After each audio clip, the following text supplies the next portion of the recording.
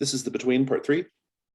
Don't have a title for this series yet. Usually don't come up with a title until like the 4th or 5th session. So, but there will be one eventually. It will reveal itself to us. A bit of a recap.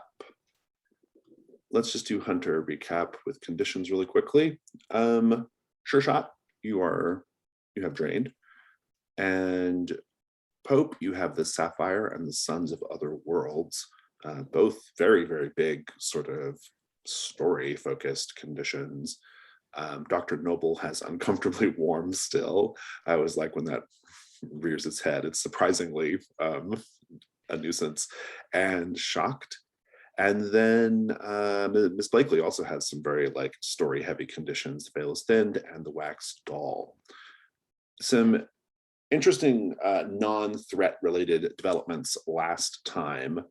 The big one was probably that Julius and Dr. Noble are making some kind of still slightly vague deal with each other about like maybe Julius giving access to Dr. Noble to like bodies, and maybe Dr. Noble trying to convince Pope to do whatever it is Julius wants Pope to do. That's still very unclear.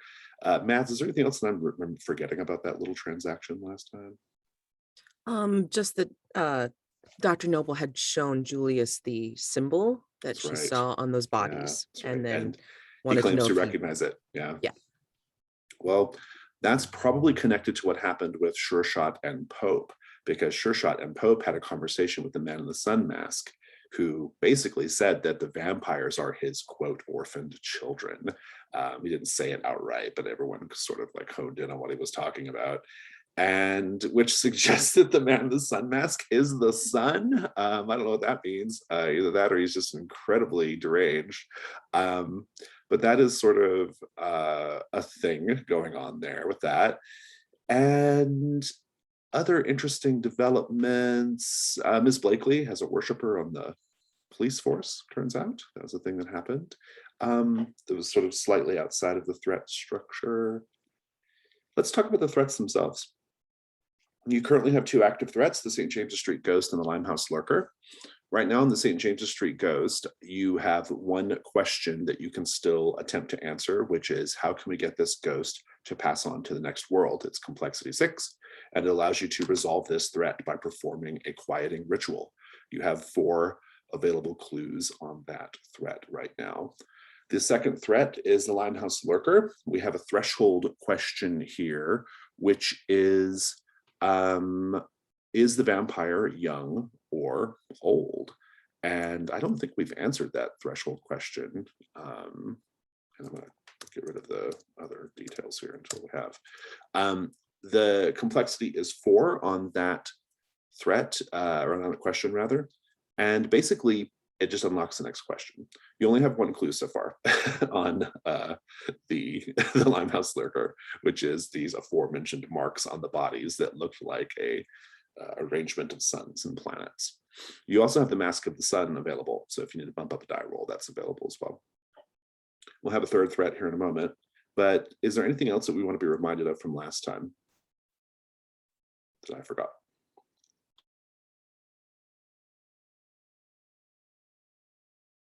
Okay, well, with that said, let's talk about phases. We're in the day phase. We love the day phase. We have a third threat. This threat is called the Creature of Cremorne Gardens. That ever reliable rag, the Illustrated Police News, has lately been carrying stories about the so-called Creature of Cremorne Gardens, also sometimes called the Creature of Chelsea Harbor, and more rarely, the Creature of Chain Walk. The creature, described as a fish-like thing or a fish man, has been terrorizing pleasure seekers from the shadows, giving a fright when glimpsed skulking about, but rarely making direct contact. Men and women alike have been lured to the end of a nearby pier by a, quote, strange song. And though with no memory of how they got there once the song's spell ended. All of this could be easily chalked up to hysteria, or perhaps some elaborate hoax by someone who resents Cremorne Gardens. if not for a physical attack upon a young couple. We have some names here: Simon Piedmont and Beulah Thrum. Mr. Piedmont and Ms. Thrum described how the creature leapt at them from a crouched position like a cat and tore at Ms. Thrum's coat. Scotland Yard is investigating. Here is what sort of hooks you all in just a little bit deeper. I'm going to go with Sure Shot. You have a connection to Thomas Simpson, the proprietor of Cremorne Gardens, having worked there last summer, presumably before you started at Hargrave House. What was your job at Cremorne Gardens, and what did you do to lose it? Just to give you a clear sense of what Cremorne Gardens is, it's essentially like the equivalent of a Victorian era theme park. You go there, there's dancing and balloon rides and stuff like that, right? A maze, hedge maze, things like that. Fortune tellers. So what was your job last summer? Sure Shot, how'd you lose it? I was hired on to be like a sideshow, like a American West sideshow. And I lost it when like the crowd heckled me for not being exciting enough. And so I shot everyone in the crowd's hats off. Very good. They were not impressed by your sharpshooter skills, I take it. Not impressed in the best way possible. We have a threshold question here as well, which is quite simply, is this fish creature, is it real or is it a hoax? That is the basic threshold question. It unlocks the next question. It's complexity 4. And we also have an aspect of the Janus mask available here as well, called the Mask of Revelry. I will update all of that on the break if no one's doing it right now. But yeah, that's your third threat. A fairly like low stakes threat so far, because honestly, these stories have been carried by the IPN for the last few weeks, and it hasn't really stopped people from going to Cremorne Gardens. But Thomas Simpson, the proprietor, Sure Shot. So you have that connection there. If it goes unattended, maybe the attacks will become more frequent. Who knows? So anyway, let's talk about the day phase. We're going to go around the table and find out what everyone's interested in doing today. I will remind you that you have a few things you can do. You can begin investigating or continue investigating any of the active threats. You can have vulnerable scenes with another hunter in order to clear conditions. You can just show us some of your life in London. Maybe if you're angling to answer one of your dawn questions, say. You can, those are the most likely things you'll be doing, but you can of course do anything you want. Let's go around the table. I'm going to go in reverse order this time and ask Ms. Blakely, what would you like to do? I wouldn't mind doing a vulnerable move with somebody, perhaps not my vice, unless people are game for that. I think after that, I would like to visit my cathedral. I haven't been there in a while. Oh, sounds good. Let's go to Dr. Noble. Does it count if she does her vulnerable move with my vice? Yeah, because you both get credit to clear the condition. Okay. It's just the person whose vice it is gets to also either stumble on a clue or invite the other player to ask a question about their past. Okay. But I can invite you in for coffee for a spell. That sounds like a good first scene. Any ideas after that, Dr. Noble? What would you like to do? For I don't know if this would be a before or after, but I mean, getting an answer out of Julius about the symbol. Interesting. Finding Julius could be tricky, especially in the day. Right. Let's go to Sure Shot. What are you interested in doing today? So I have an idea for an early scene that is sort of investigatory, but is sort of vice. And it could happen. Can you do a scene where one person's doing a vice and another person's doing a different vice in the same scene? Yeah, well, so for it to be the vulnerable move, per the rules, only one of you can be doing the vice. Okay. The vice just one. has to be the focus of your intimacy, basically. Okay, gotcha.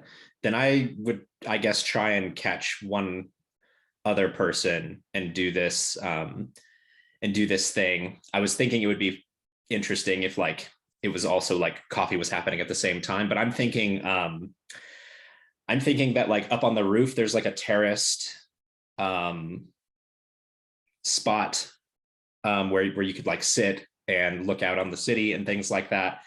But I have set up there with like a scoped rifle and I can see the gardens from there.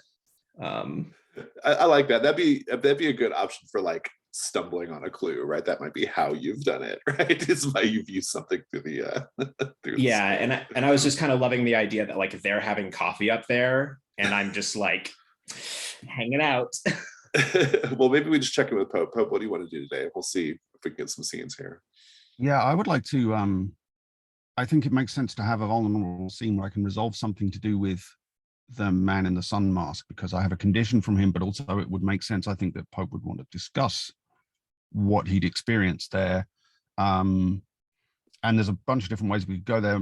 Obviously, Dr. Noble is the most obvious candidate for talking to, but also Sure Shot because they were together, and Miss Blakely just because we haven't really had a connection yet so far. So yeah, the tricky thing is you don't get to request maybe scenes. we're all up on the roof. Yeah, you don't get to request such scenes with other characters, right. Only Dr. Noble. Okay. But if Sure Shot would like to invite you up to the roof, that might be a thing, just because you both have the connection to this man in the sun mask, if nothing else. So. Yeah, I like it. And I think Sure Shot has taken upon himself to like further your education on home defense. Yeah. Very good, very good. Now, I don't know anything about London, and so we're going to just assume it makes sense that you can see Chelsea Harbor from Belgrave Square. I don't know if that's actually possible with a scope. It looks like maybe not, but probably not. But we'll kind of see how it goes. Maybe you'll see something else of interest as you were peering down the scope. Why don't we start with that scene though, since coffee will have already been served. So let's have Pope and Sure Shot. Sure Shot kind of set it up and then begin the role play.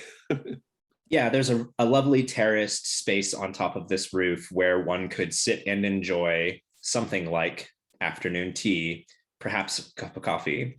But Sure Shot is enjoying a nice scoped rifle. He's trying to share this enjoyment with his new friend, Pope. I really was hoping that we could get a view of the harbor from here. I hear there's some strange goings on there, but I'm not sure if I'm seeing it right. Is that it? Like looking out, or is that just the river? That's the river. I think you're a little to the east of Chelsea Harbor, but we may be able to see something. You give it a try. You give it a try. Let me take a look, sir. You see, now this is what we call really, really long range home defense.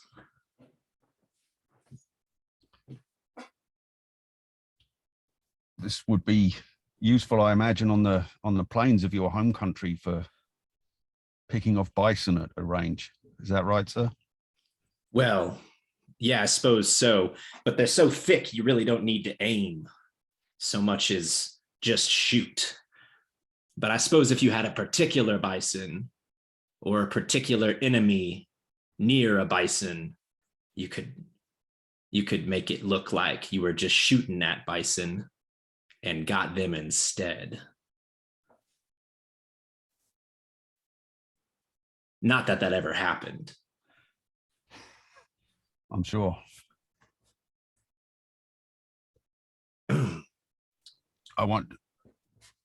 Is this the right time of day to be looking for any evidence of this creature? Well, it's hard to say. I mean, the question remains, is it even real? So it might be that anytime we look, we don't see anything.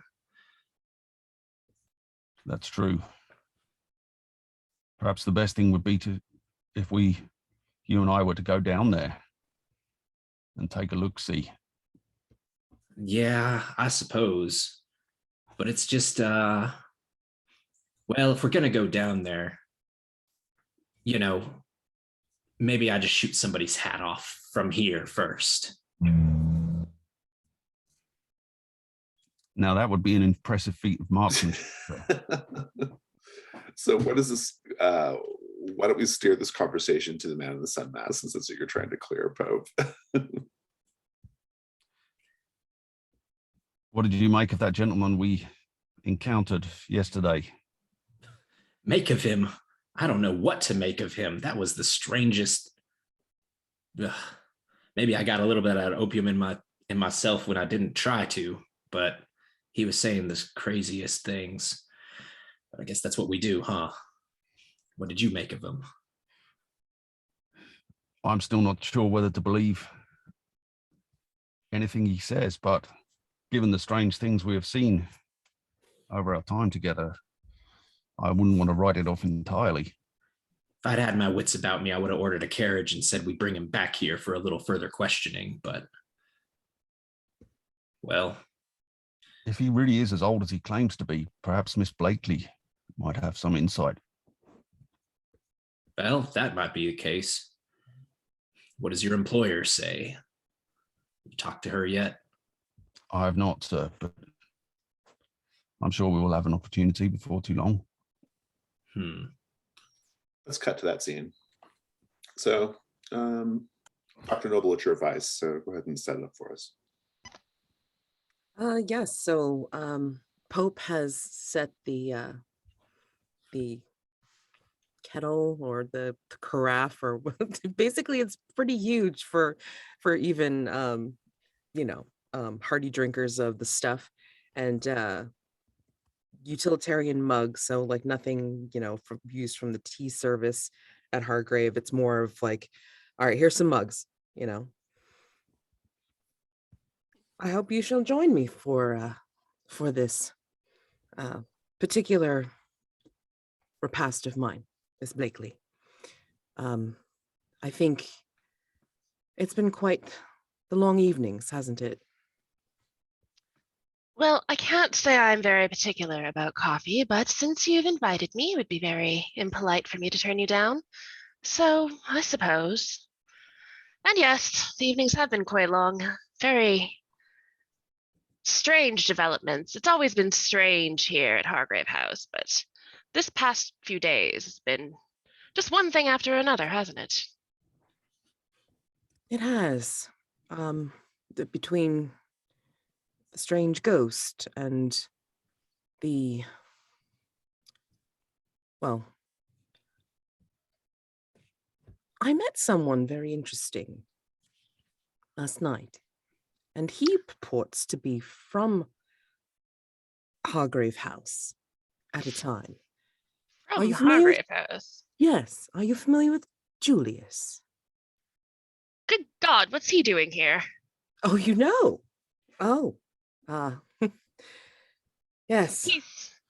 I haven't seen Julius in... Well, as you know, I am a little bit older than I look, but I haven't seen Julius in quite some time. Why is he here now? He proposes to use Pope's services for a few days, he says. Did he say why? He wouldn't. Would you trust him? Oh, not as far as I can throw him. However, he does have some interesting ideas sometimes. He's a bit of a trickster, that one. You think he's less likely to tell the truth? I quite honestly couldn't tell you. Sometimes you can believe him, sometimes you can't. It's also been a very long time since I've spoken with him, and I don't know what he is like these days. But back when I knew him, he was always good for a laugh. He seems to be very amused by himself, that's for sure. Well, some of us are.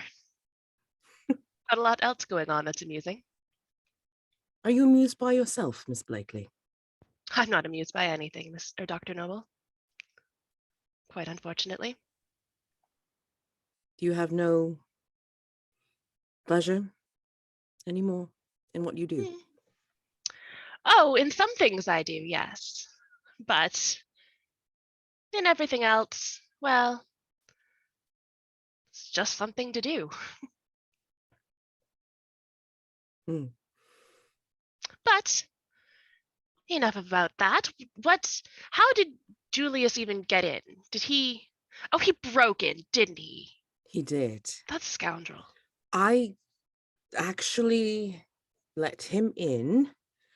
I was preoccupied and I let him in on the pretext of him asking for a favor. And that's when we got on the conversation of him possibly borrowing Pope. I, You say you let him in. What? I believe I'm missing something here. Why is that significant? supposedly he would suffer if I hadn't invited him. I just think it's some sort of psychosis brought on by the blood disorder that he has. I What has that fool gone and done now? Oh, goodness. Well, yes, I suppose that makes sense. Considering Julius. Well, I really cannot say if he means to do harm or not, but take much of what he says with a grain of salt. You don't need to be particularly shocked by anything. He does like to try. I Very mean, I good. did. I don't like saying the name of the movie. I see what you did there. Yeah, no. I see what you did there. That feels like a good cut, though. Let's go back to the probably just like right above the terrace. Let's keep that scene going. How are we feeling about conditions right now? Are you feeling invigorated, Sure Shot? I think this is relaxing. Okay, so I think this might help me clear drained. Yeah, you can take that. How are you feeling about yours, Pope? You want to go deeper on that yet? Or you just feel good? Yeah, I think Pope would like to understand more about who or what this man in the sun mask is. So it might be worth a discussion with Dr. Noble. Okay, sounds good. Sure Shot, it's your advice, so you get to either invite Pope to ask you a question about the past or stumble on a clue. Let's stumble on a clue. You get to define it. It can be for any of the 3 active threats, and it just cannot dispositively answer a question. So, okay. You can be thinking about that, though. Anything else in this scene? Or are we good?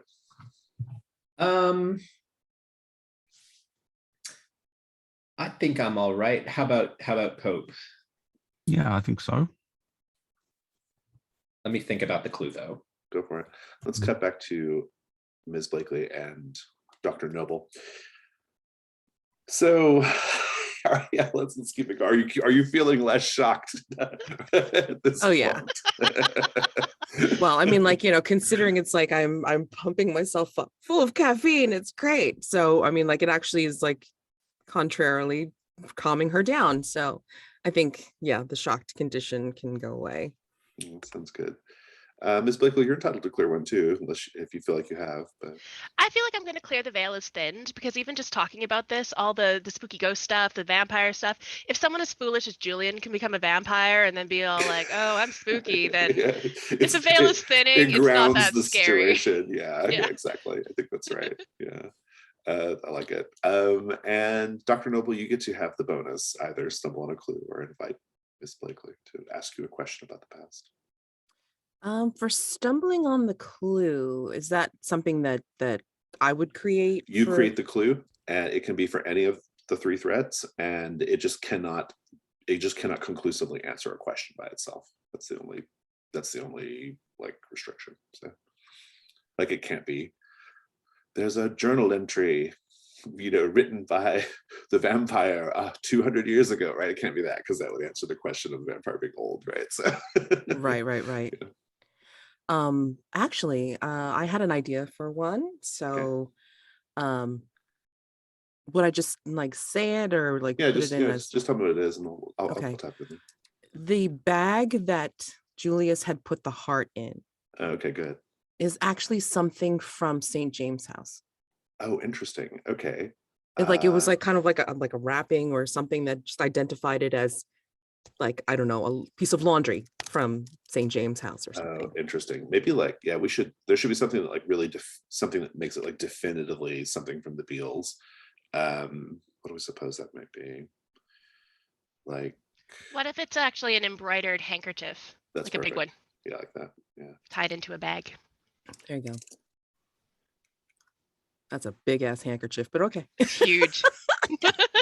Or like a table runner or something. Yeah. Right. A table runner or something. Oh, that's pretty. Oh, table runner because the dining room, right? So yes. Yeah. All right. An embroidered table runner.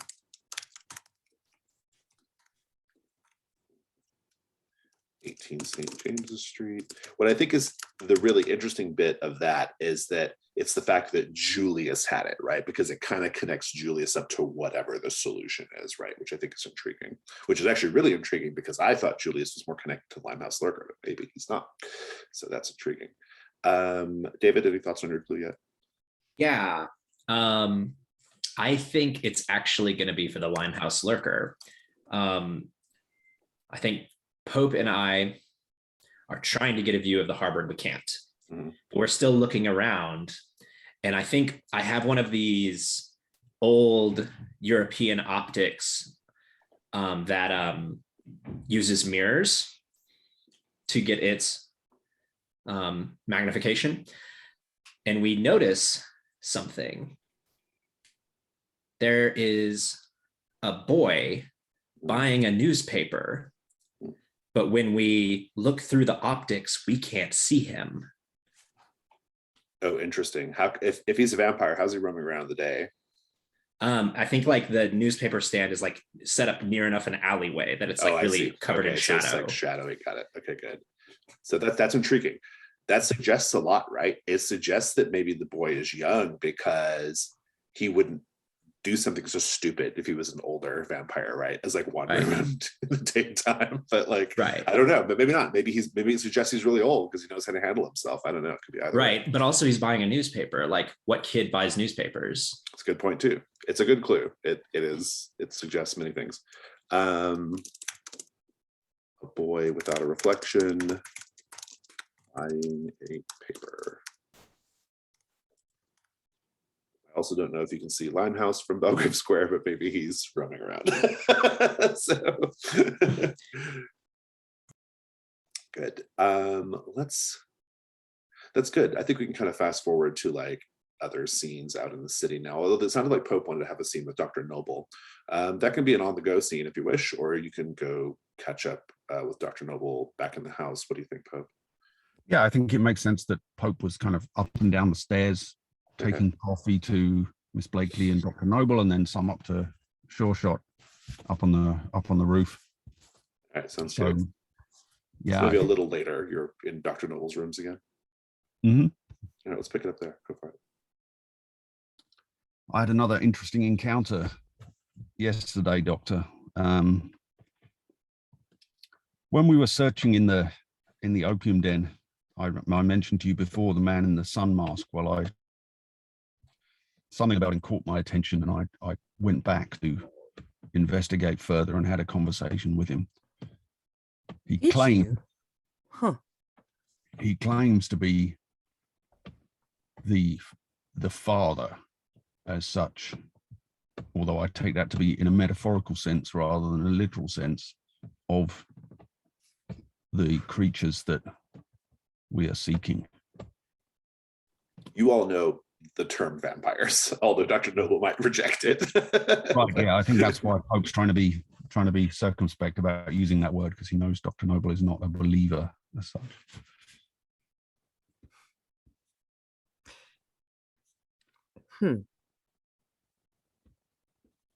Do you think he means it ironically, that he genetically is fathering, or he is the originator of this disease that we are possibly seeing. I mean, you said in the first meeting that he was claiming all sorts of things, and like royal family, or I can't even remember because it seemed so outlandish at the time. I mean, that certainly seemed to be the implication, Mom. And given what rumor and story and superstition has to say about these creatures, I thought it was worth bringing to your attention. that's interesting. I wonder if he really does have a connection, or if he's just, because he happens to see you more than once, he's trying to form some sort of connection. That That could also might be the lead me case. to this that I do need to speak with you about.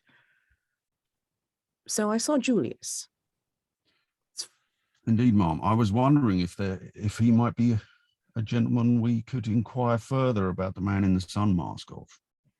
I made another inquiry having to do with Limehouse. But he asked me for something in return. And I'm not sure quite how to pose it, as it involves you. Me? He made a very ambiguous request to have your services, well, to have you serve him for a few days. And I didn't know how to take it.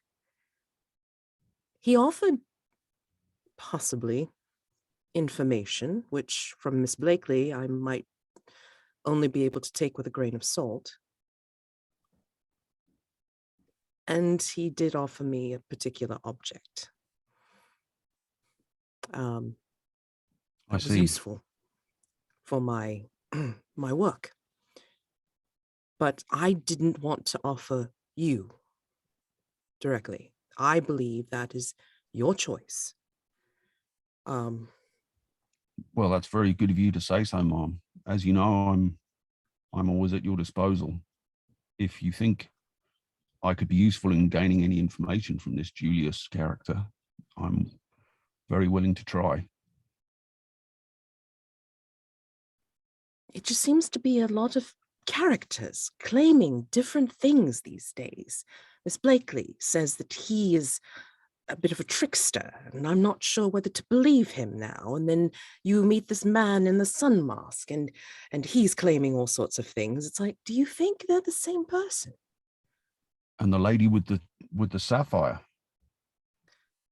I wonder if she could be connected in some way as well. She knows us. She knows, well, of us. We have no idea how much she knows. All I can say is, when Julius comes again, if you think of your own volition that this would be useful for our current investigations, then please consider serving him for just a few days. We should make that very, very clear. So this way, he's not taking you off on some outlandish journey too far. I'm really not sure. She starts to wave her waistcoat a little bit. Are you quite well, Mom? Are you coming down with a fever? I do not think so. I think it possibly is overwork, and I had coffee earlier and probably will need some more in a few as I continue. But no. I think it's fine. I think it's fine. Yes, so if Julius does come, it's try to work out a possibility of how much information we can trust from him. I'm not sure. Certainly, Mom. At the very least, he does provide a certain service, although I've got a line of my own for getting supplies, shall we say. So every avenue, right? I have a good ear for distinguishing between truth and bluster. I think maybe I can make some sense out of what Julius has to say. And that's why I trust you, Pope. Thank you, Mom. I think you've definitely cleared Sons of Another World, Pope. Dr. Noble, were you angling for uncomfortably warm? I don't know if you cleared it. It sounds like you made it worse. I mean, like just trying to put a name to it, basically, like actually like saying it out loud to somebody else. Yeah. So I mean, if you'd like Pope, to count Pope, that clear. Pope, how might you have reacted when Dr. Noble appeared to be like unusually hot in this scene? I think concern for her health and whether she might need me present as opposed to off with Julius wherever he's taking me. But what about like what direct thing would you have done to like just ease Dr. Noble's discomfort? Perhaps bring some water. Okay, good. Yeah. I like that. Just as sort of like, maybe it's just like the sort of psychological acknowledgement that makes this go away, or at least it's no longer a problem for you, Dr. Noble. Right. Very good. And we'll say that was still your vice, Dr. Noble. Would you like to stumble on a clue or invite Pope to ask you a question about the past? I would like to invite him to ask a question. Good. Oh, and does that mean like I clear the warm condition? Yeah, you can clear that. Yeah. Okay. Let's cut back to another character for now while that's all going on. Miss Blakely, you are at the cathedral. What's this like?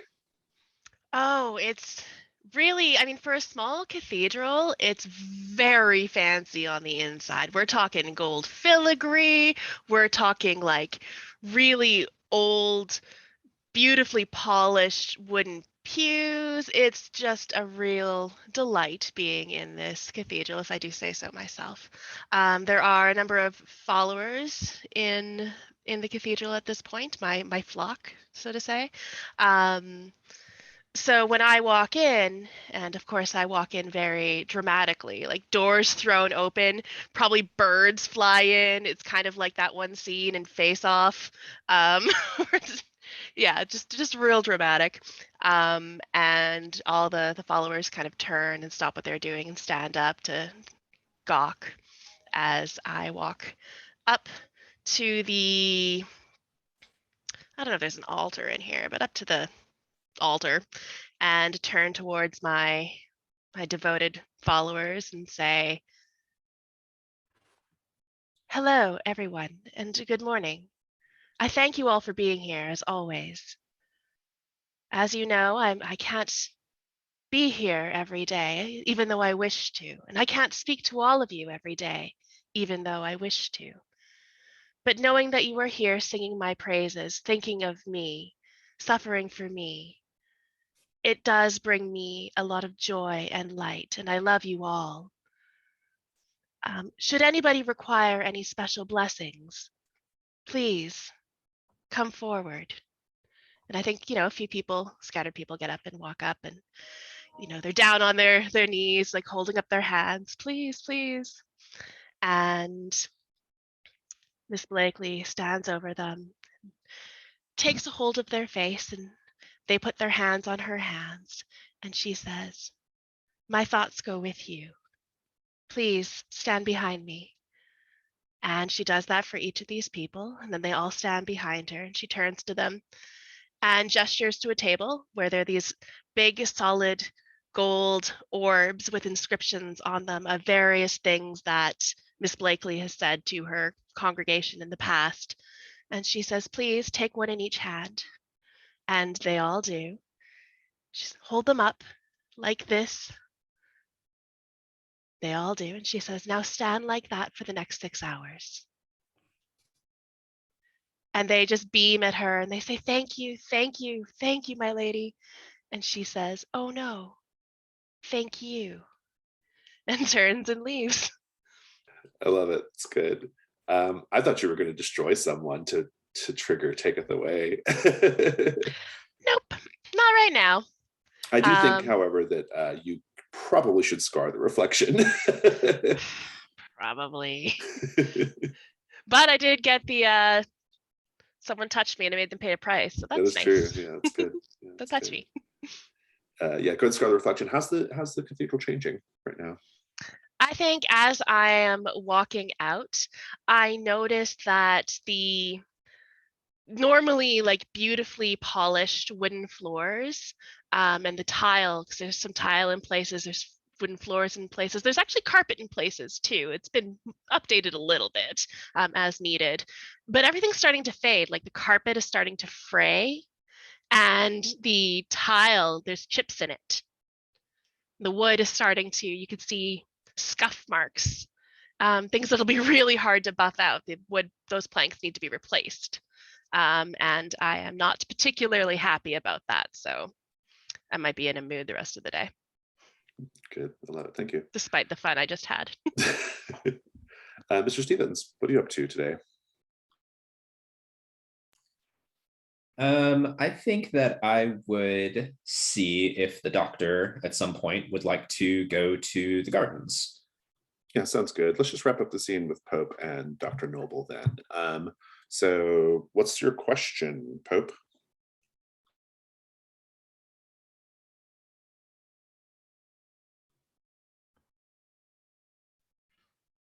Doctor, do you think it might be worth me, or would you mind rather if I inquire of Julius if he had ever known anything about your father?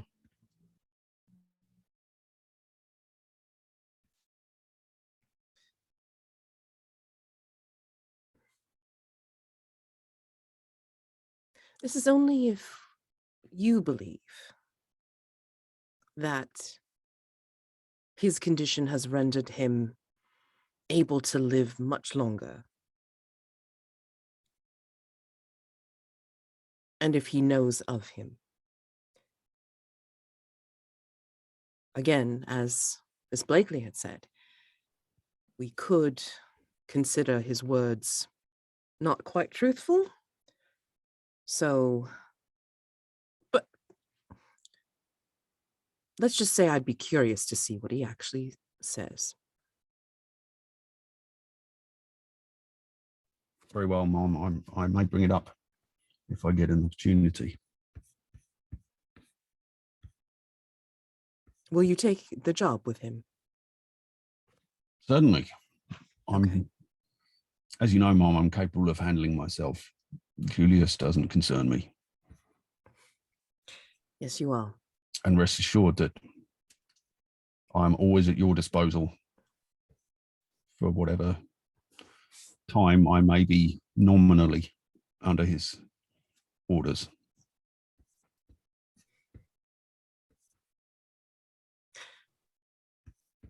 Regardless of how long you are in his service, which again, we should make sure is very, very clear.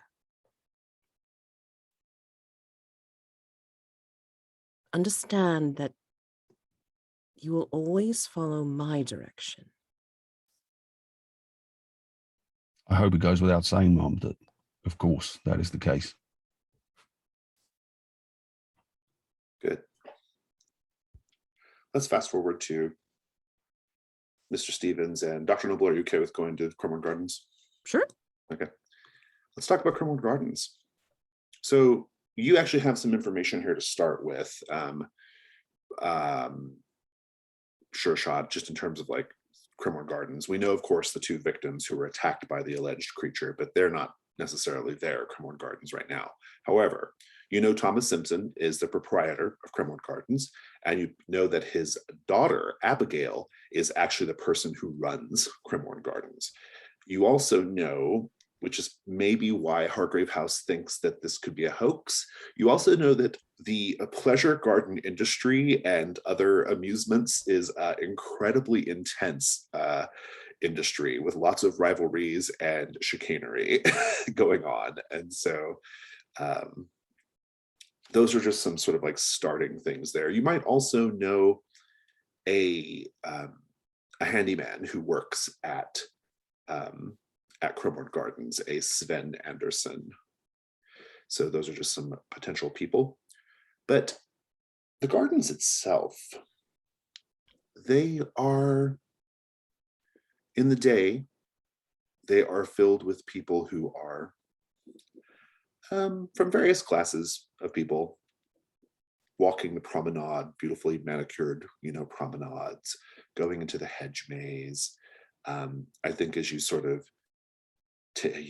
like give your ticket, to at the front gate, you can enter from two different ways. You can enter from the harbor, or you can enter from Chain Walk, which is a street that abuts it. And Chain Walk is a sort of flourishing arts like neighborhood, basically. Like there's artists and such are starting to move in. And in any case, I think as you sort of like are arriving, you'll hear this sort of like a rapturous crowd like burst out into applause as a enormous red and gold striped balloon is climbing into the air with passengers, right? And at another point, you will hear a cry of distress from a crowd as a Blondin, which is what we call a tightrope walker, they are on a tightrope and they nearly fall, and then they catch themselves, and the crowd, sort of like is held in suspense. Something that might catch your ear in particular, Sure Shot, is there's the regular pop of small firearms echoing out from a shooting gallery and the occasional shatter of glass from exploding milk bottles. There's lots of things to see around here. There's a large dancing platform. It's empty during the day, but when it's full, it can hold up to 4,000 people. It's enormous. There is an American bowling saloon. Maybe you were attached to that particular attraction at one point, Sure Shot. There's a banqueting hall, which is also empty at this time of day. There's the hedge maze itself, as well as the various surrounding things, the harbor and things like that. So I guess my question to you at this point is, what are you doing right now? Both of you.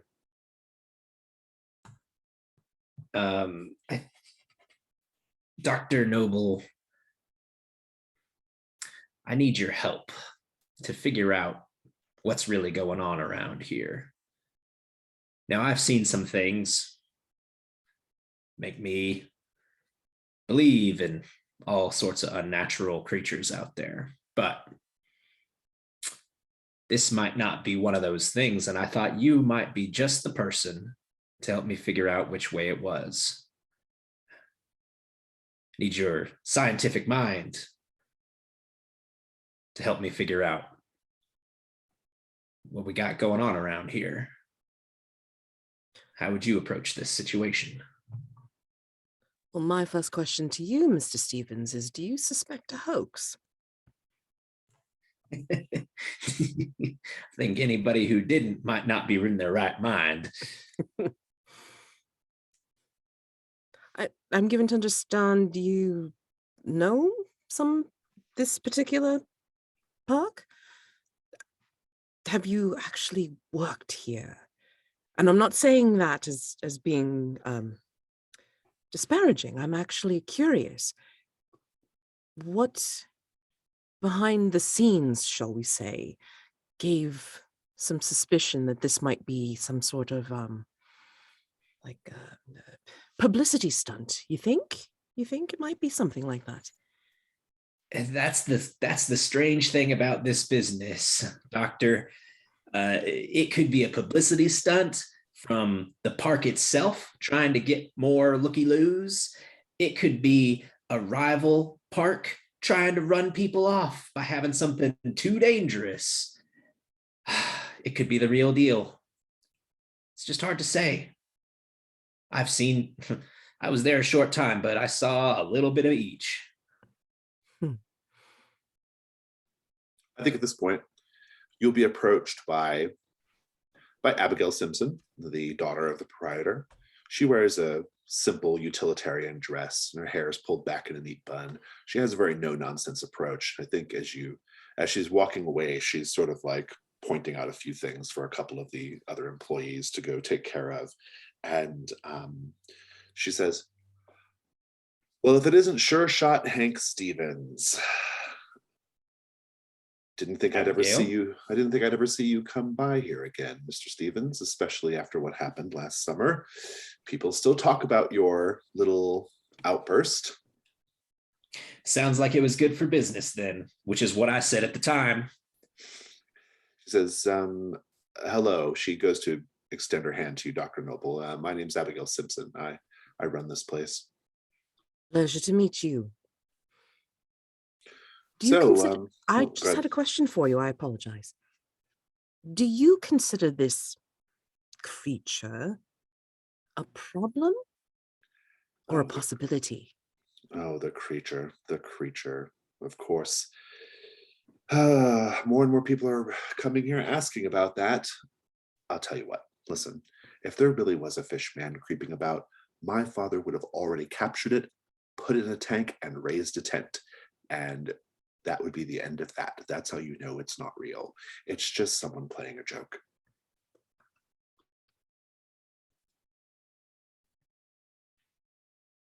You seen anything yourself? This might be where the information move comes in, because she might be not apt to just outright talk to you. How do you convince her to open up to you, Sure Shot? Oh, I just asked. So if she needs convincing, if she's reticent, like, I think she's too business oriented to worry about such nonsense and to encourage it. Okay.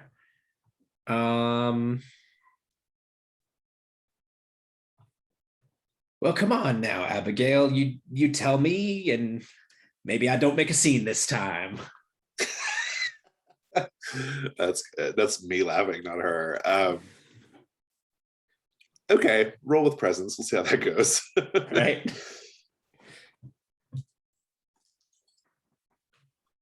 Sweet. 12. Oh, interesting. Good. We'll come back to this moment. Let's go over to Pope. Did you want to do something with Miss Blakely? Since I know you were kind of angling for some scenes with Miss Blakely here. If you all could go follow up on something together, or if you have any other ideas, Miss Blakely.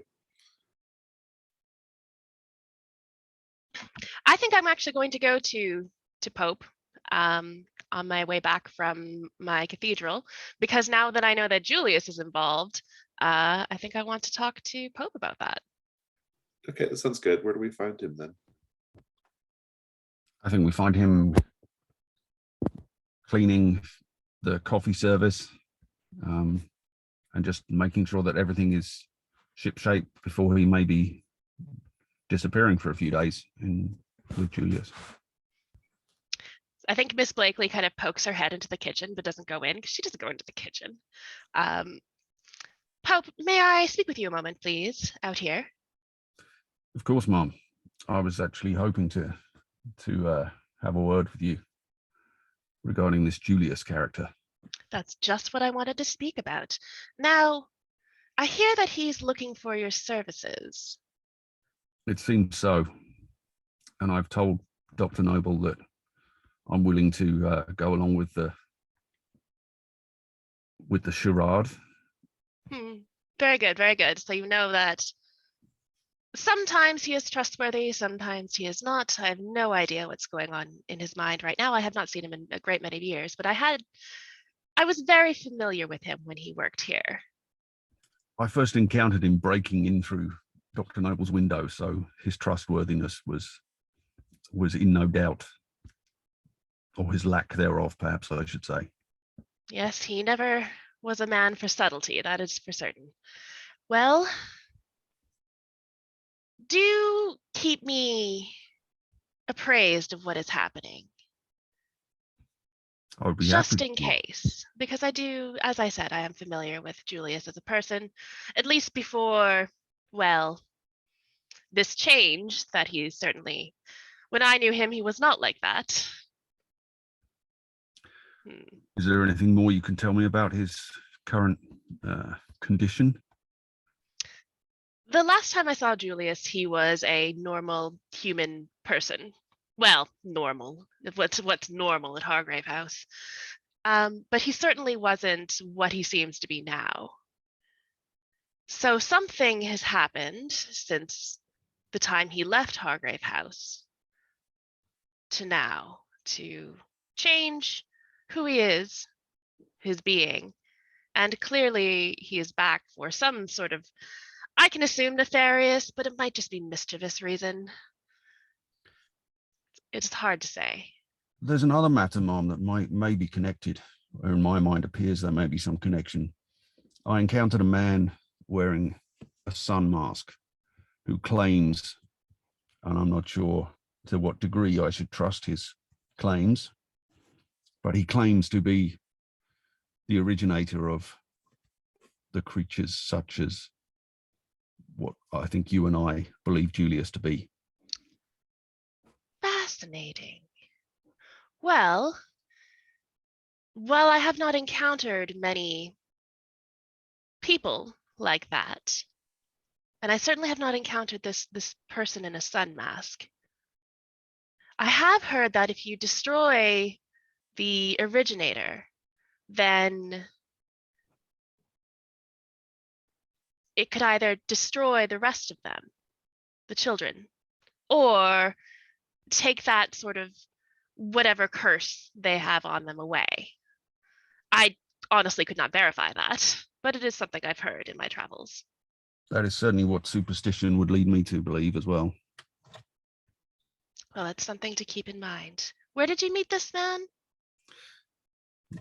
In the opium den that we attended. Yes, well, I don't really want to go there. No, it was a most unwholesome place. But I thought I should ensure that Dr. Noble's interests were looked after, and this man who appeared to know something about us. Well, you are a good man, Pope, and you take good care of us. Thank you, Mom. I shall be sure to keep you informed of anything I find out from Julius. Much appreciated. Thank you. Cutting back to Cremorne Gardens, Abigail Simpson says, I have not seen this alleged fish creature. I don't believe that there is such a thing. That is, of course, completely preposterous, Mr. Stevens. However, I do think I have an inkling of why this story is, well, such a hot topic as of late. As it turns out, I've heard a rumor that Madame Tussauds is getting ready to put on a brand new exhibit, a waxwork called The Horrors of the Deep. Now, if you are Madame Tussauds and you are getting to roll out a brand new waxwork called Horrors of the Deep, I can't imagine a more convenient, thing for business than for a Horror of the Deep to start terrorizing people in and around the city. It also is very interesting that, well, like us, they are trying to get their hands on the sort of attention of London's pleasure seekers. And, you know, you put two and two together, sure shot.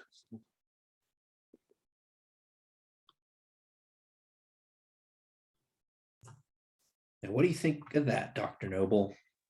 Somebody with another reason.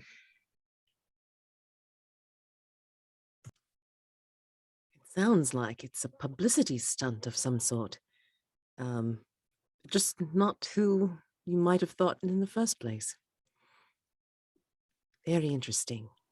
While you're having this conversation, I think you're having it, there's like a sort of lane with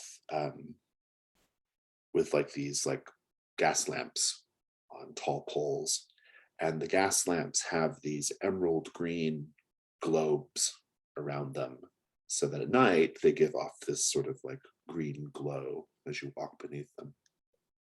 But right now, some of the workers are unfastening the emerald green glass sort of enclosures, and they're replacing them with globes that are a very particular shade of blue, say, and fixing those around the gas lamps. And Sven, who's doing this, he's with the handyman, he kind of calls over to Abigail because he's nearby, and he says, so why are we doing this again, Miss Simpson?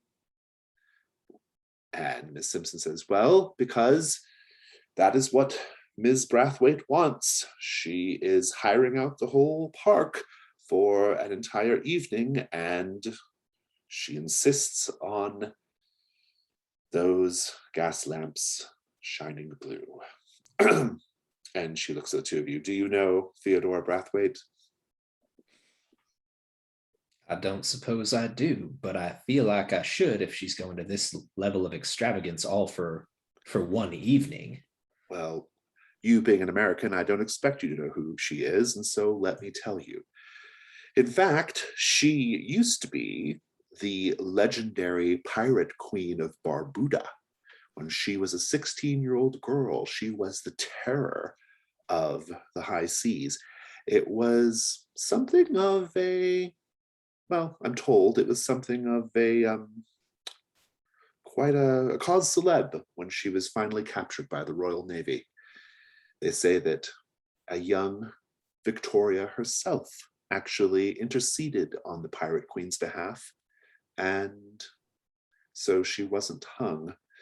Anyway, she moved here and she turned her enterprise into something more legal, and she's lived in England for decades now. She's quite a wealthy lady.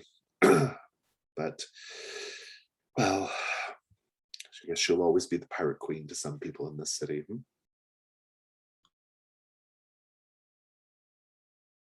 Very impressive. And she's hiring out the entire park for the night.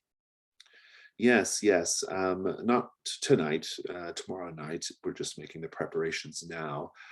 I don't know why exactly. I think it has something to do with perhaps I have to talk to my father, a birthday perhaps, or something. I don't know. But, it's a lot of money she's paying. This is what I miss the gardens for. Oh man, you come all the way to England and you expect there to be nothing but just stodgy old tea times, and here we are, a pirate queen throwing a big birthday bash right here in the middle of the city. Oh, maybe I shouldn't have shot all those people's hats off after all. Well, if you think you might want to try to get your job back, sure shot, you should go talk to my father. Dr. Noble, it was very nice meeting you. I'm sorry I don't have anything more interesting to say with regards to fishmen. And she goes and leaves you to it. So Dr. Noble turns to Sure Shot and just looks and says, well, it is her opinion, of course. She just seems so practical and businesslike. I don't think the fish creature, if it exists, would even dare to go into her path, because she would dismiss it as, well, I mean, if she can't fix it, run it, or use it in some way, I think she would just dismiss it from her attention. She could have caught that fish creature on the end of her hook, reeled it in, and she would have thought, I better put wings on it to make sure people are interested enough. Oh, this business is very strange, isn't it? Welcome to the other side of the tracks, so to speak. Very good. Let's take 5. Okay.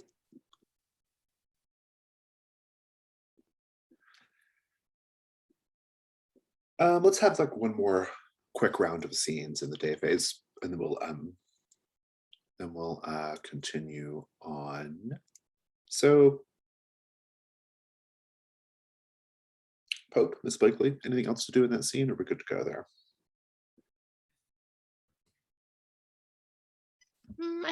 I think we're probably good to go. I think it's kind of established that the people of Hargrave House know that I am older than I look. Maybe not perhaps why I am Seems that like way, it, yeah. but I probably was at Hargrave House before any of them joined. Mhm. I think that would probably make the most sense, clearly, Yeah. since I know who Julius is and they don't.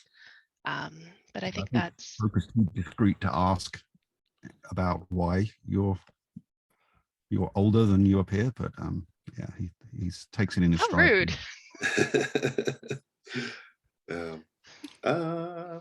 Okay, well, so then, Miss Blakely, what would you do after that? Anything else today?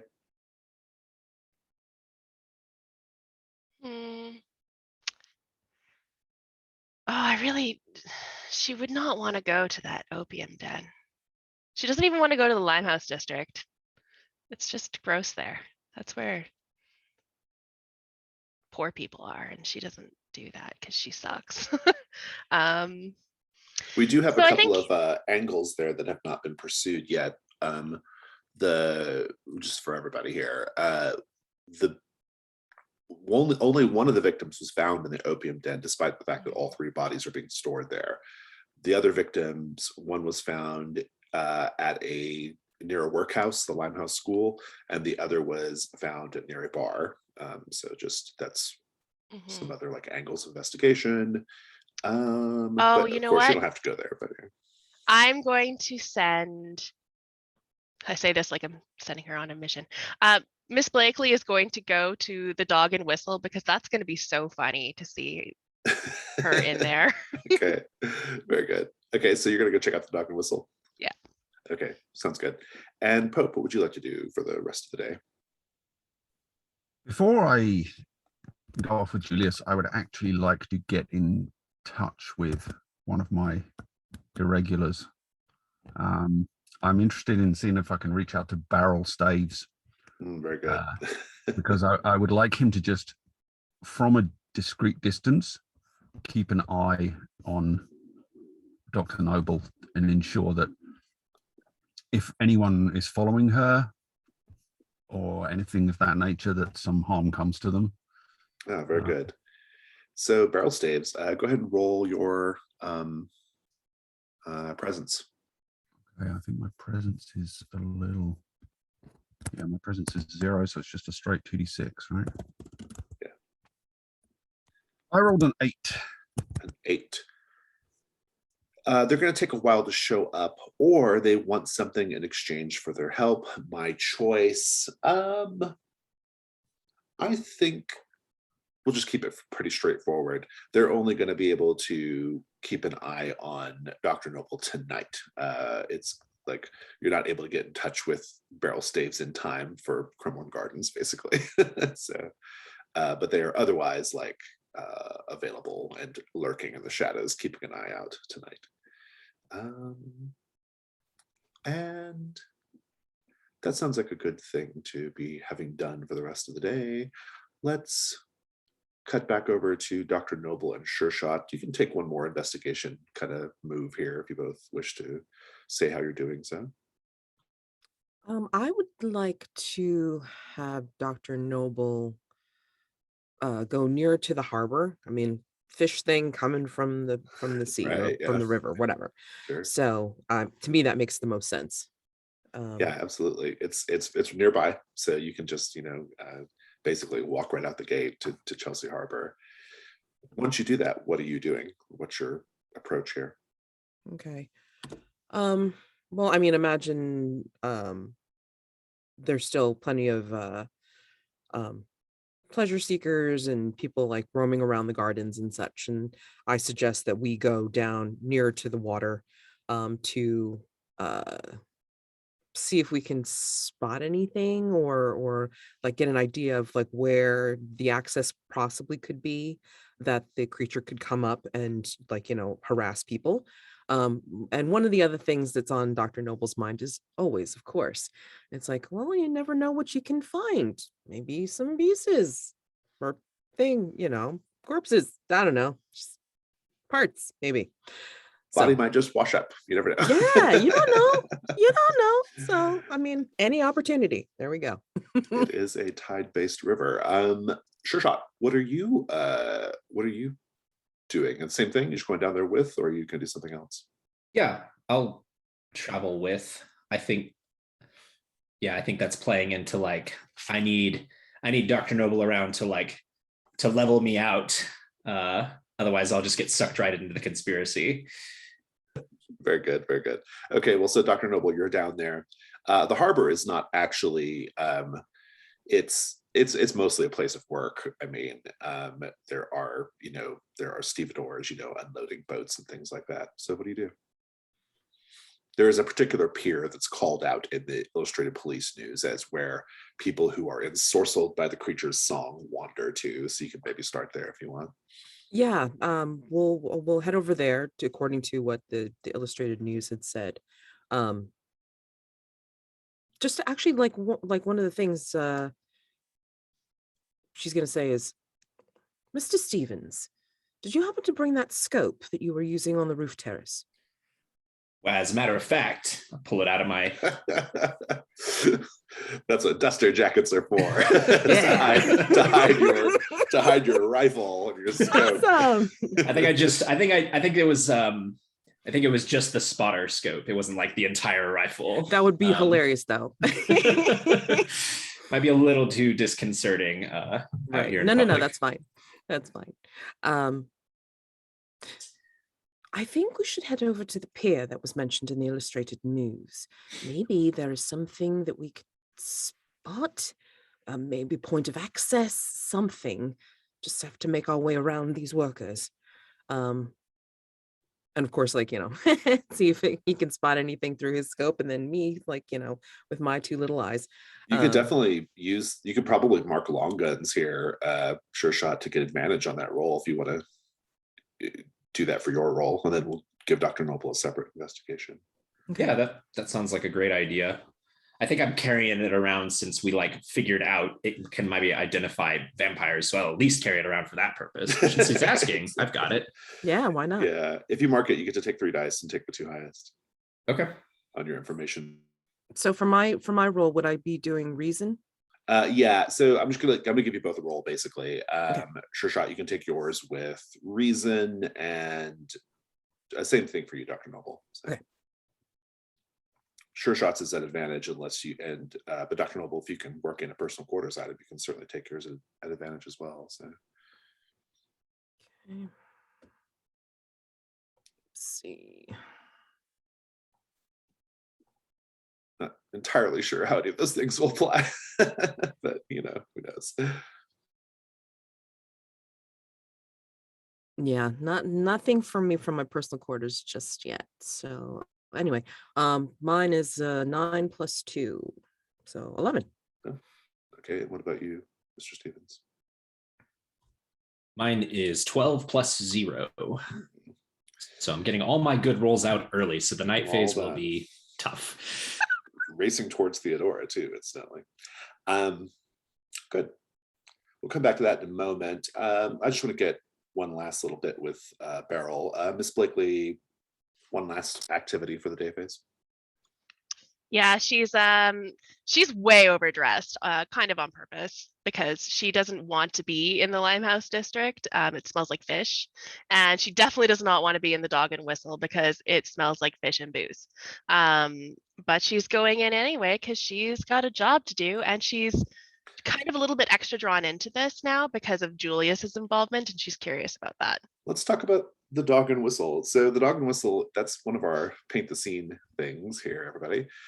There are dull brass fixtures. There's a stack of tin mugs. There's a painting of a dog, but no apparent whistle, as best as you can tell. And I paint the scene for everyone. Now, it's the middle of the day, so it's fairly there aren't a lot of people here right now. But this pub, which is near the Regent's Canal dock, this pub caters to sailors and folk who work at the canal. How do we know this? Just looking around.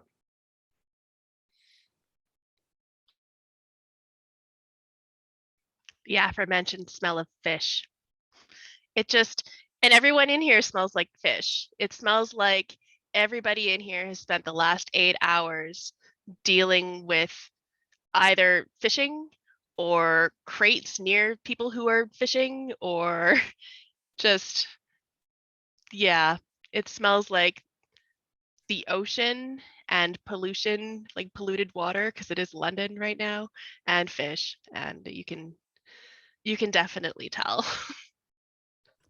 Something that is true of real pubs that serve dock workers is they can get a special, I don't know if this would have been a thing in Victorian times, but it's a thing today, where they can get a thing called a docker's license, which allows them to open at unusual hours to accommodate clientele who work night shifts and things like that. So I think something about this pub would be that it's just open 24 hours, and you know, people are in and out of there at unusual times because they're working shifts and drinking during the day, perhaps. Yeah, I like it. It's good. Right near the door, they have a sign that says, check your hooks at the door. And there's actually a burlap sack, like a big burlap sack, and everybody has to leave their moving hooks in it when they come in. Very good, thank you. Just the sensation of damp. I mean, not only the smell of the fish and ocean and polluted, like smoky smells, but just like that permeating sense of humidity, because everybody's working with the fish. Everybody's working from the ships, so you feel clammy. Good.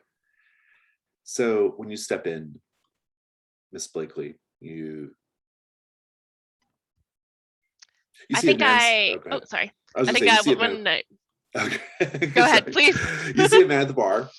He has a very sweaty forehead, hairy arms. He's wearing a black apron. He's busy wiping down some tin mugs. There is an older woman wrapped in a blanket in the corner, and there are a couple of like sailors and dock workers just sort of like, you know, having a drink. So what do you do? I kind of sneer in distaste at first, but then, you know, I got to try and charm these people into giving me information, and I'm pretty good at that. So I got to smooth out my sneer, put on a polite, sort of demure smile, and I'm going to walk up to those sailors. Good evening. Well, sorry, good day, gentlemen. And of course, they're going to be taken by you because you're very beautiful. How are you dressed right now? Way over the top. I should not be dressed Okay. like this in here. At this place. Yeah. Yeah, okay, good. Yeah, you probably catch everyone's eye when you walk in then, right? And they're all, can I buy you a drink? By their accent, they sound French. Oh, yes. Do you have a recommendation? Do you have a favorite? And they sort of look at each other, and they just serve ale, ma'am. Well, I suppose I'll have an ale then. Thank you so much. And she does like a flirty laugh, like they just said something really funny. Yeah, good. We'll pick up this in a moment. Pope, I'll give you one more thing to do here as well, if you wish.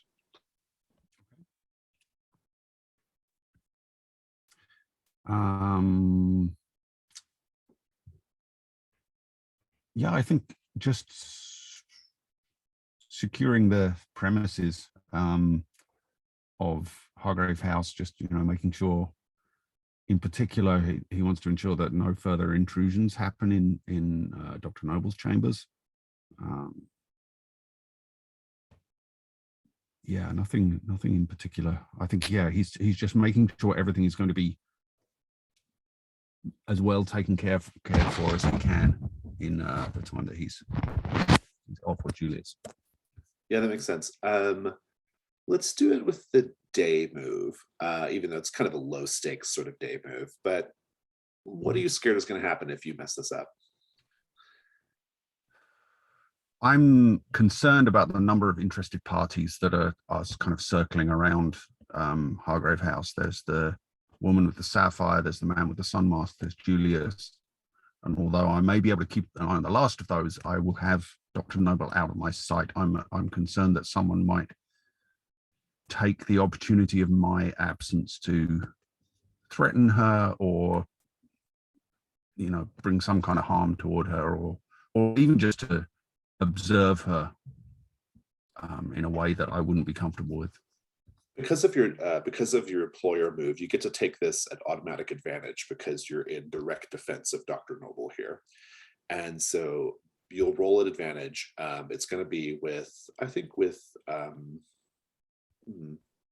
interesting what the roll might be.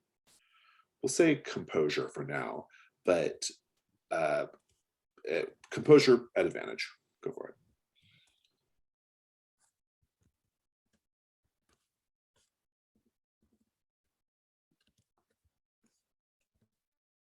Okay, so I rolled my highest two dice are a 4 and a 3, so 7 plus 1 for my composure, so 8. You are going to succeed in creating a defensive barrier around Dr. Noble's spaces in the house. And I think the main complication I'm going to give you here is just a condition, which is going to be concerned. I think it's just going to be kind of nagging in the back of your head. Makes sense. Let's cut back over to our peer side investigation. Everyone hanging out by peers today, different ones, but let's see how that's going. Okay, so you got a 10 plus, correct, Dr. Noble? Yes, got 11. Mm-hmm. You will notice something that really stands out. There is, tucked between a pile of crates and netting, what appears to be a very large dorsal fin, seemingly torn off of a very big fish. When I say very large, I mean like the size of like your hands.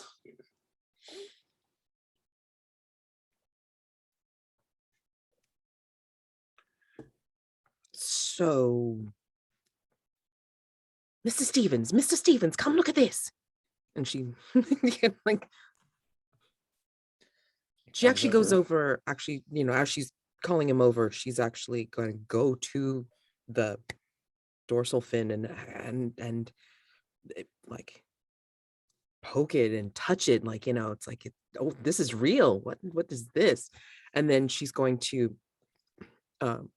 scrape a sample from it and put it in a vial that she has in her little reticule.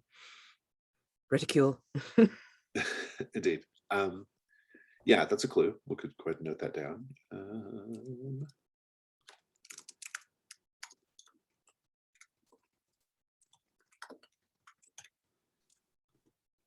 And Sure Shot, what are you actually like looking at? Like, are you looking out across the water or somewhere else with the scope? Yeah, I think that I start by going to the end of the pier and like looking along the water closest and then further out, and then maybe on the horizon if I don't see anything by then. But maybe something along one of the edges catches my eye. Yeah, that's good. You are able to see something that is perhaps not as easy to see with the human eye. And I don't suppose you have Most Beloved, do you? Are you Most Beloved? Do we have a Most Beloved yet? I don't think we do we? We do not. So never mind. We'll go to something different. Instead,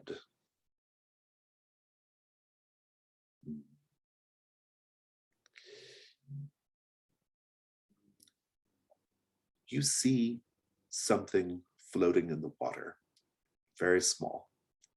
It would be missed by anybody who is just looking with their eyes. but you see it. You'll have to wait out to grab it, but it looks to be, from the scope, it appears to be a piece of scrimshaw, like bone, carved with an image. And do you wait out to get the scrimshaw? Yeah. If you do, the scrimshaw actually depicts an image of a fish-like man rising up out of the water, terrorizing a boat.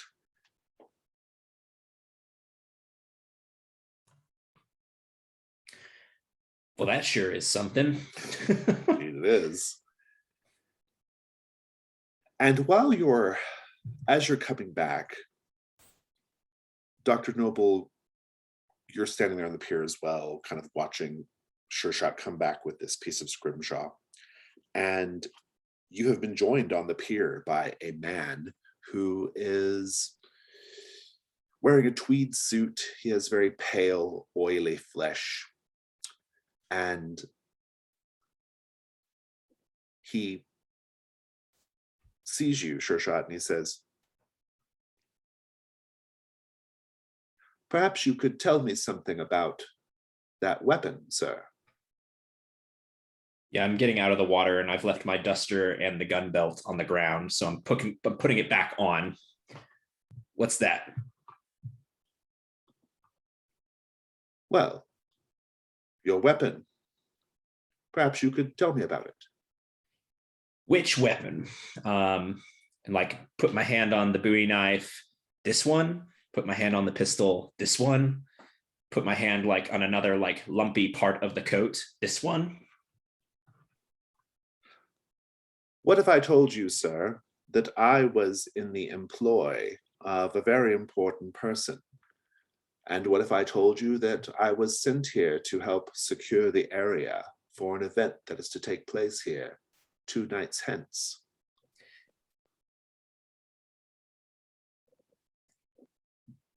Then I'd say you'd probably be most concerned about this one. And I pat the lump in the jacket again. But I think you were eyeing this one. And I touch the revolver. He says, "Do I have anything to worry about with you, sir? Are you going to be a thorn in the side of my employer?" Well, I don't reckon I will be, but who's your employer? "Do you know what happens to people who cross her, sir? What if I told you I happen when people cross her? And do you suppose I have a gun in my coat as well? And would you guess that I am also a very, very good shot?" Well, I reckon you might be, but good luck getting it out of that tweed as fast as I can get it out of this leather. And he nods and takes in a breath and turns and says nothing. He just turns away and he walks back down the pier towards Cremorne Gardens. Our pirate queen's bodyguard. This day keeps getting better and better. That's a mastermind clue, though.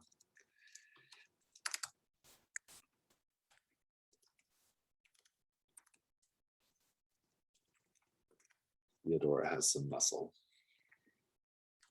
and he's keeping an eye on you. And he only talks in questions. So let's cut there and go to Miss Blakely really quickly. Let's get that little bit of investigation going here. So you've got these men under your spell, more or less, Miss Blakely. Then what? I think I've convinced them that I'm a bit of a thrill seeker, whatever that means to them. As such, my darlings, have you heard of anything strange happening in this area? I've heard some, well, rumors, you know. And of course, since you work in this area, you would have much more expertise on what's happening around here than I would. Take the information move with unquenchable thirst, so take an advantage. Oof. What am I rolling with? Or presence. Is it always presence with unquenchable thirst? I think it Or might is it be. just Yeah, okay? I think in this case it is though, regardless. Well, it doesn't matter because it's Or a no, 6. it's unquenchable thirst just gives advantage. Yeah. However you're doing it. So. Oh yeah, that makes sense. Yeah. In this case, it makes sense for it to be presence, though. It doesn't matter. Presence is my highest, and it's a 6 no matter what. So. As you are having this conversation, you start to notice a drip, drip, drip, drip, as a little drip, drip, drip of blood hits the table from the rafters. Oh, I think she does that thing where she kind of like pushes away from the table really fast. Oh, good God. And looks up at the ceiling. I imagine there's probably like a clear... Up in the rafters, you see a man, another sailor, who had, his friends had referred to him already as maybe he wandered off and they didn't know where he went off to, but apparently he's here. He's in the rafters, but he's floating in the air, it seems. And everyone in the pub is like, what the F is going on? And you start to see that there is blood pooling up near his belly, staining the cloth there. And you start to see and hear, you start to hear ripping, tearing of cloth and flesh. And you see little small fingers coming out of this man's belly as if whatever it is inside of him. And then there's just a tear as the flesh rips open and his viscera spills out and spatters all over the table. And you see the Limehouse lurker inside his belly, his little face. And he has a look of like terror, but also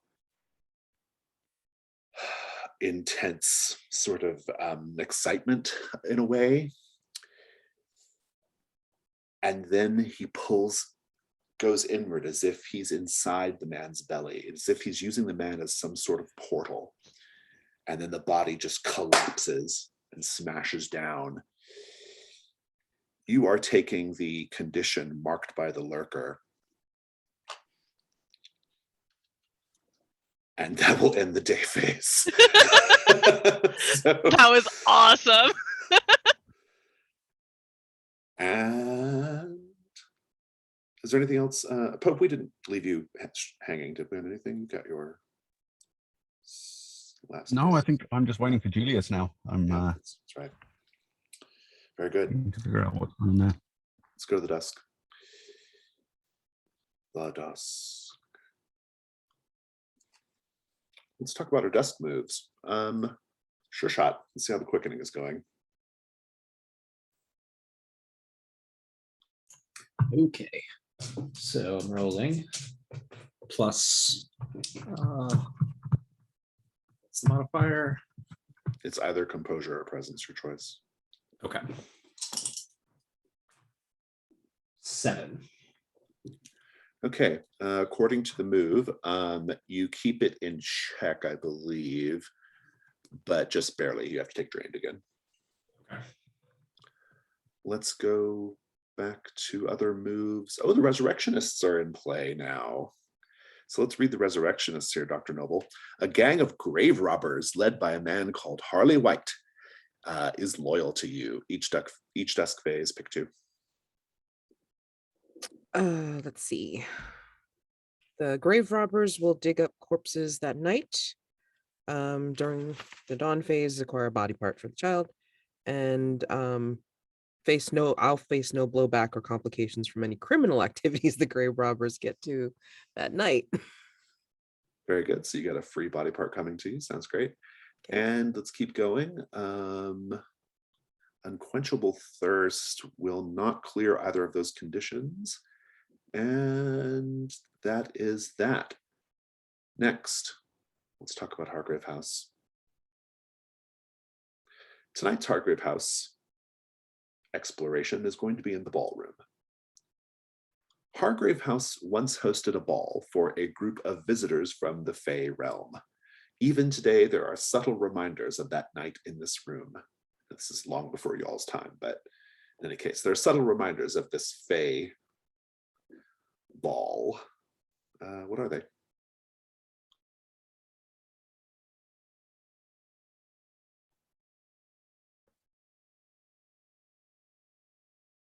The curtains are, or I should say, there's a particular window in the ballroom that has a set of curtains that are not made of any fabric that exists.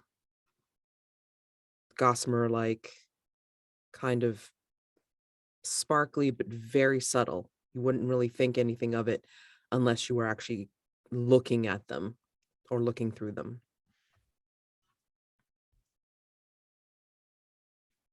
I think anything in the room that you would expect to be made of iron or steel has been actually carefully replaced with something crafted of wood or ivory or some other material, because the room was made to accommodate these visitors from the Fey realm, and any hint of iron is kind of anathema to them. So maybe the gas fixtures on the wall for the lights and so on are like ivory, and the doorknobs are replaced with wooden ones. That's good. I think there's plants all along the walls, and nobody waters them, but they stay alive somehow. I think there's just a bunch of different sort of small trees, kind of like bonsai trees, but not bonsai trees. They're trees from around the area, just miniature and stylized. And I think there's also lots of rowan trees scattered amongst the room as well, in order to encourage the Fae to have a nice time at the party. Nice. Near the small trees, near each one, even though a lot of them are set low to the ground and things, there are small cups that I think they're empty now, but the cups have been left there in each of those places because there is a place for them. So it would look incomplete without them, but the cups were small and meant to be filled with milk or cream. Let's go around the table. Everyone state what you're going to do tonight, or what you'd like to do tonight. And I may have other plans as always, but in any case, let's go with Sure Shot. What would you like to do tonight?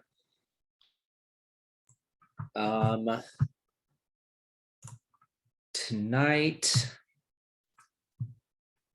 I think I've been avoiding St. James Street because it's kind of too hot in the day. So I'm going to try and pick up some clues there this evening.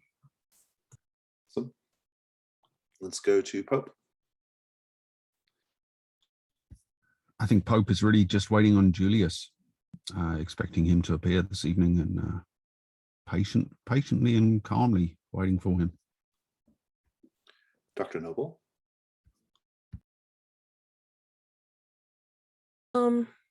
Definitely going to wait with Pope, to, I guess, depending on how fast Julius wants to work, then, saying a short goodbye, but also, trying to clear the terms of how long are you going to keep Pope again? And do you have an answer for me for this particular symbol thing that he was so rude as not to answer?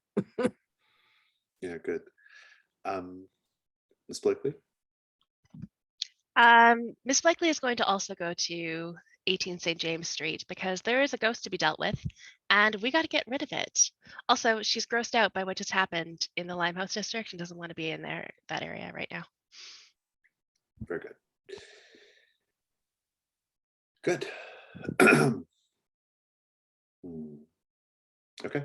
I don't think we have any Janus Mask prompts that are outstanding at the moment. And so I shall introduce the unseen. Tonight's unseen is going to be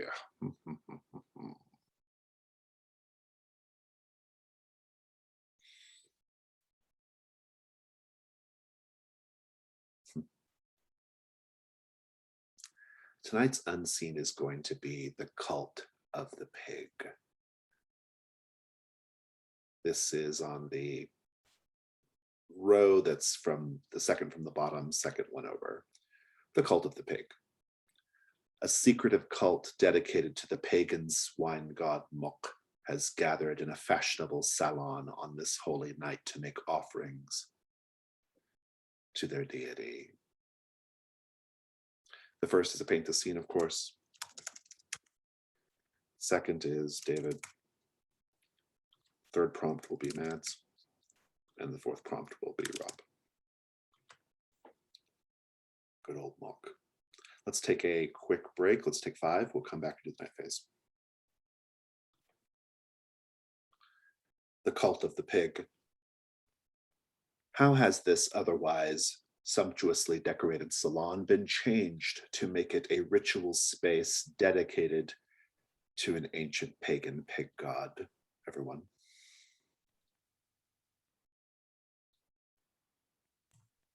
The crown molding has been modified, though it's subtle. You have to look in the corners of the room where the crown molding meets. There are small pig figures that gaze down into the room. I think festooned around the walls are where you would normally maybe find, on a special occasion, you might find flowers or kind of bunting festooned. There are actually little sprigs of mushrooms, almost like hanging baskets with mushrooms in. I think there is going back to the cathedral, a little altar. But you can see that carved into the floor is sort of a divot. So when anything is sacrificed on that altar, when the blood flows, it flows in a certain pattern around the room. And you can see that the floor is actually slightly sloped if you look very closely, so that when the blood flows, it does fill this whole pattern out. Like a Tomb Raider puzzle. I was thinking, shoot, what's the movie? Cabin in the Woods. Nice. Mine would be around the room are what would it quick look be domino masks, but I mean as you get closer there's enough for everyone that meets from the cult that meets in this room, and they're gilded. There's little ears on the top of them, and like the front comes out a little bit more in the form of a snout. So they're a bit decorated and they're gilded, and yes, a little pig-like. Mm-hmm. Good. Sure shot, and Miss Blakely. The hansom cab drops you off at 18 St. James's Street. There is another cab arriving just ahead of you. And stepping out of it is the woman in the sapphire blue dress with her hair done up and her curls. An older woman, but quite beautiful still. And there's a cab pulling up behind you as well. Also at 18 St. James's Street. And Jenny Johnston, the opium den owner, gets out of that cab, and she looks very, very scared and flustered and anxious. And she says, "Oh, I barely caught up with you. Thank you, thank you." She gives some money to the cab driver. They must have followed you here. And I just want to check in with the two of you, but that's kind of how we're starting this scene. Miss Blakely, what are you doing? I think I'm kind of leaning towards Sure Shot and saying, "Do you see that? I do believe that's Lady Theodora Brathwaite. I don't know her personally, just by reputation. What could she possibly be doing here?" The Pirate Queen. Yes, you've heard the stories. Quite amazing, isn't it? She doesn't look like a pirate queen. Well,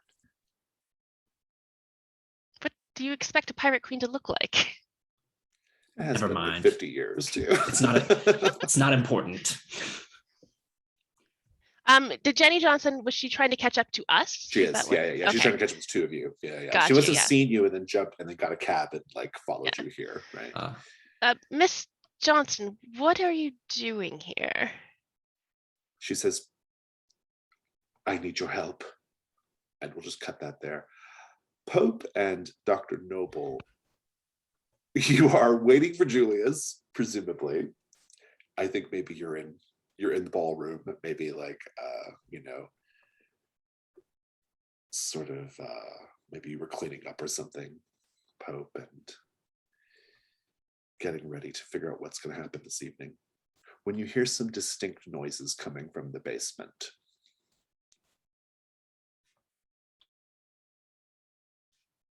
What do you do?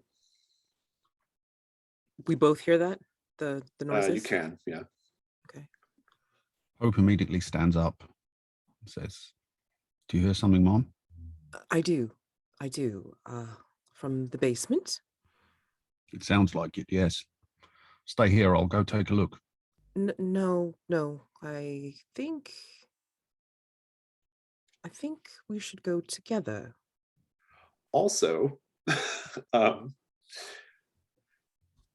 this point, I'll also note that Beryl Staves is here. He's been just kind of hanging out.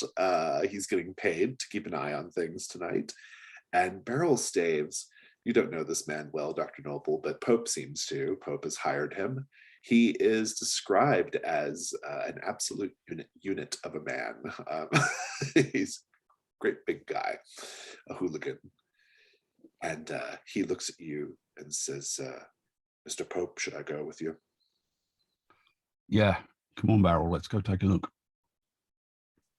You get to the stairs at the top that go down to the basement, and you hear the distinct sound of someone rummaging through the basement. There are all kinds of old things from previous residents stored down there.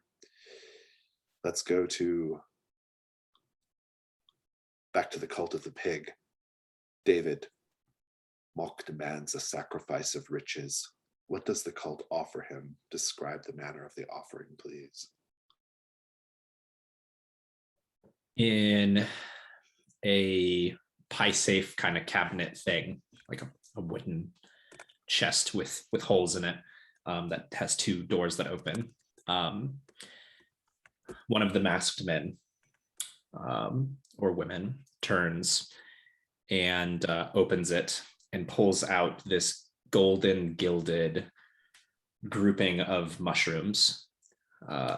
And they turn around to the altar and they set it down and they remove the lid. And it is chock full. I mean, we're talking like 10 to 15 pounds of truffles. And they pour it onto the table,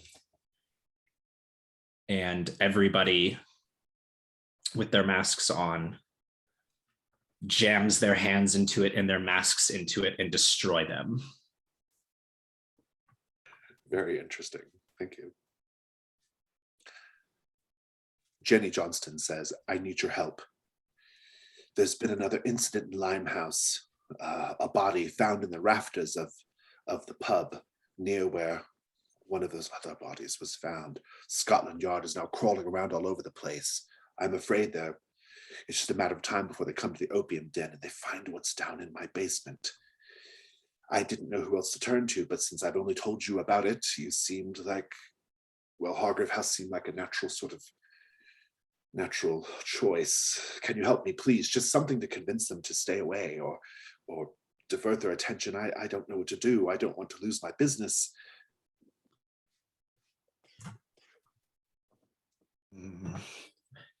Well, Miss Blakely, should we divide and conquer? Well, I suppose I can handle this if you want to go and deal with that. I was thinking that might be what you say. And I hop out of the hansom cab, and on my way down, my boot collides with a freshly growing cluster of mushrooms, destroying them. As they get into Jenny Johnston's cab, Jenny Johnston looks at you, Miss Blakely, and says,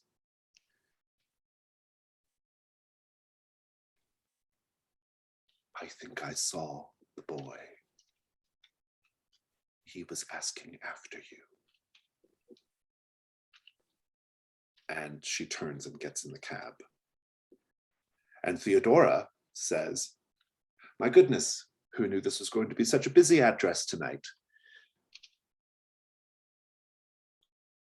Lady Brathwaite, I presume. Yes, you are Miss Beryl Blakely, are you not? I very much am. It is a pleasure to finally meet you. I've heard quite a bit about you. I'm sure you have. Most of London has. The Pirate Queen of Barbuda. Yes, you have quite the reputation, don't you? Well, that was many, many years ago, of course, dear.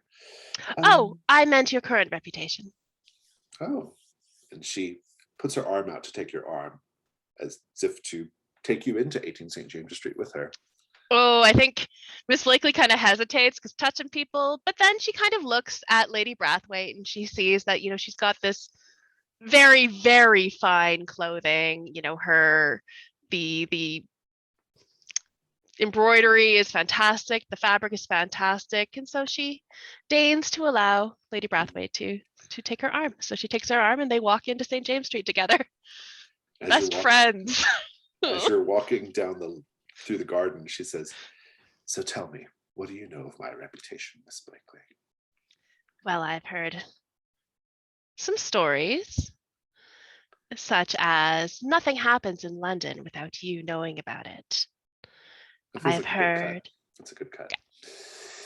Let's go back to Pope and Dr. Noble and Beryl Staves, or Stabs rather. Staves.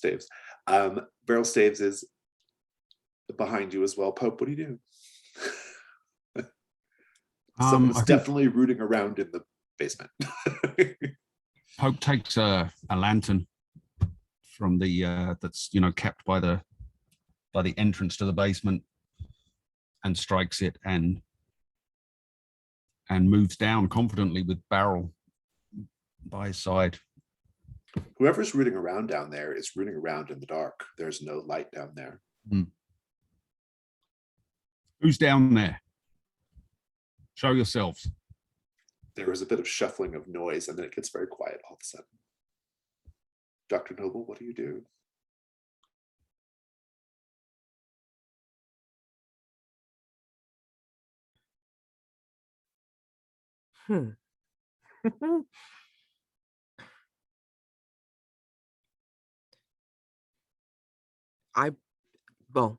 Dr. Noble will call out, Julius, is that you? You hear a heavy, yes. What on earth are you doing down here? I was just looking for some of my old things from my time here, that's all. I thought as much.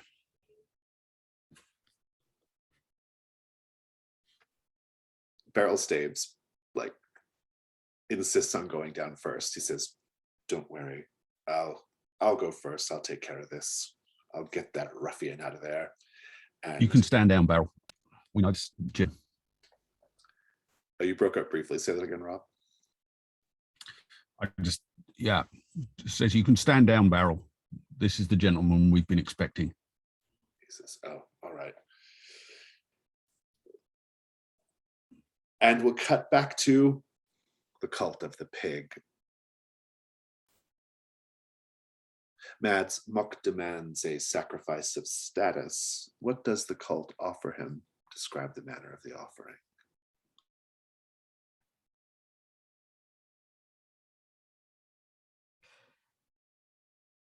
There are 3 leaders, per se, of the cult, and each one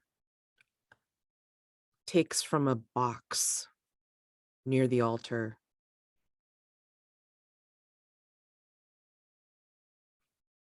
medals. Each one is a different looking medal.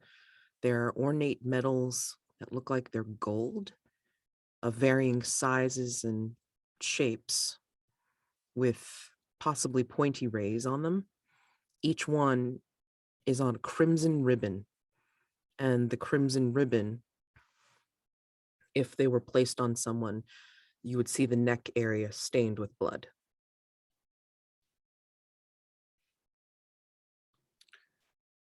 Very nice. Sure shot. We're going to fast forward with you a little bit. You get to Limehouse, you get to the opium den, you do see lots of police constables in the area, and whatever happened earlier today has made Limehouse the locus of Scotland Yard's interest, as you might imagine. Jenny is taking you around the corner to the entrance to her place, and you see a couple of detective inspectors outside the door, sort of haggling and arguing with her nephews who run the place in her absence. She's starting to like fidget with her hands, and she's like, "What should we do, Mr. Stevens? What should we do?"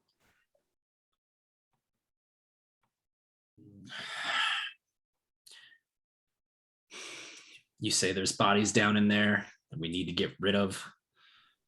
Yes. The matter that I asked Hargrave House to take care of and to look into some days ago.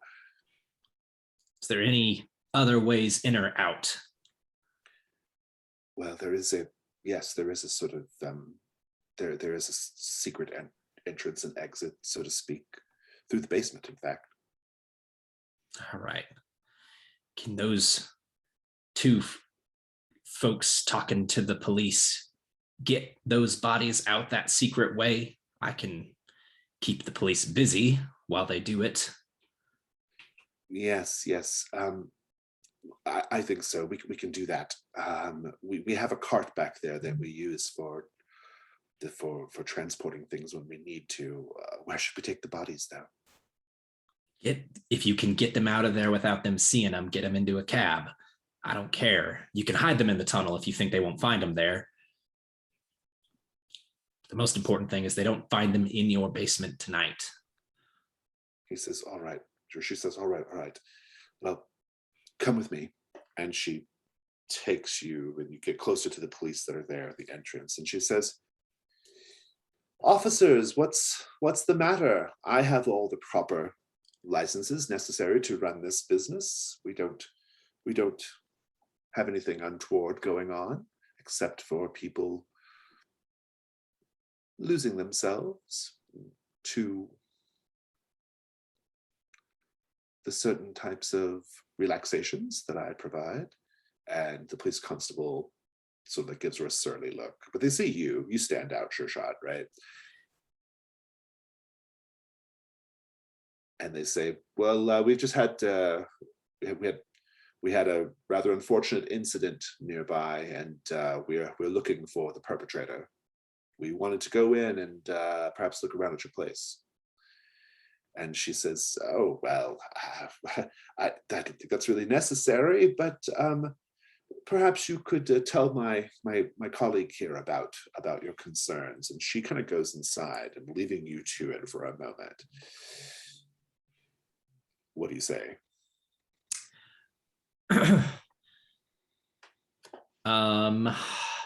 So slightly different idea for how I was going to play this. Okay, what was that? I think I was going to let her kind of get ahead and be like, I'm not really a colleague. Like I'm just kind of somebody there on the street. Yeah. And then like I'll go around the corner and just discard my overcoat and my hat and try and alter my appearance just a little bit, but then like come around the corner visibly armed and like make a show of like trying to get away from them, like Okay, draw good. them off. Got it. Okay, well, that's good. We'll retcon the scene to be that then. We'll come back to that in a moment. Actually, let's have the roll first. I like the way you've described it. Unless you want to add anything else to it, I think you can go ahead and make the roll. It would be at composure. But first of all, what are you scared is going to happen if you fail? I'm afraid they'll capture me. Yeah, I think it's probably worse than that. It has to be worse than that. They'll capture you, and indeed, they will find something on your person that indicates you're responsible for the murder, or make them think you're responsible for the murder at the Dog and Whistle. Go ahead and roll with composure, though. Okay.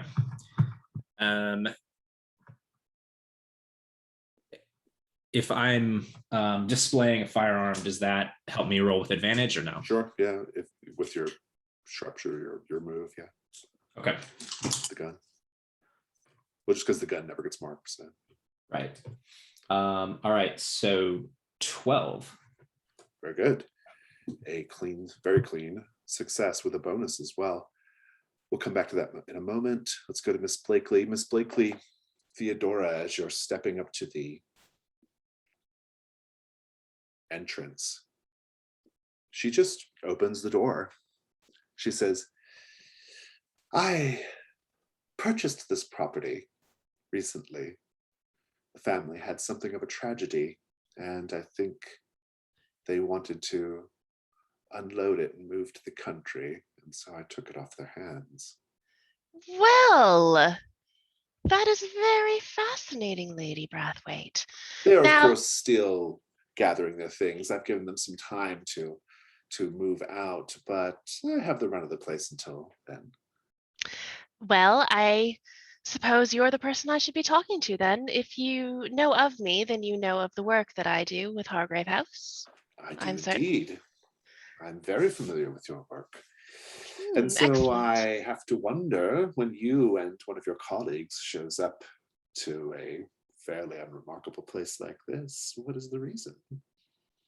Well, the aforementioned tragedy, of course. I'm here to, well, clear the air in this house, so to speak. Interesting. I might be interested in anything that you know about this house that could help me in doing this. I'm sure you don't want a property of yours having this sort of negative energy hanging over it. She stops before you get to the threshold. And she says, you know what? Who cares about dusty old townhouses in the middle of the night? I have tickets to the opera that I didn't think I was going to use, but, well, perhaps you'd like to join me. Oh, I know I should deal with this threat, but Lady Brathwaite's asking me on a date. This is tough. We'll come back to it. So Pope and Dr. Noble, you know it's Julius down in the basement now. So what are you doing at this point? Pope just carries on down with the lantern, but he's no longer so on guard now that he knows who's down there. You see Julius, and he says, oh, I found what I was looking for. And he holds up what appears to be like a walking stick. He says, my old walking stick. He says, very good. Well, lovely evening. Is it, sir? Yes. Dr. Noble, so good to see you again. I want to thank you for giving me access to Hargrave House.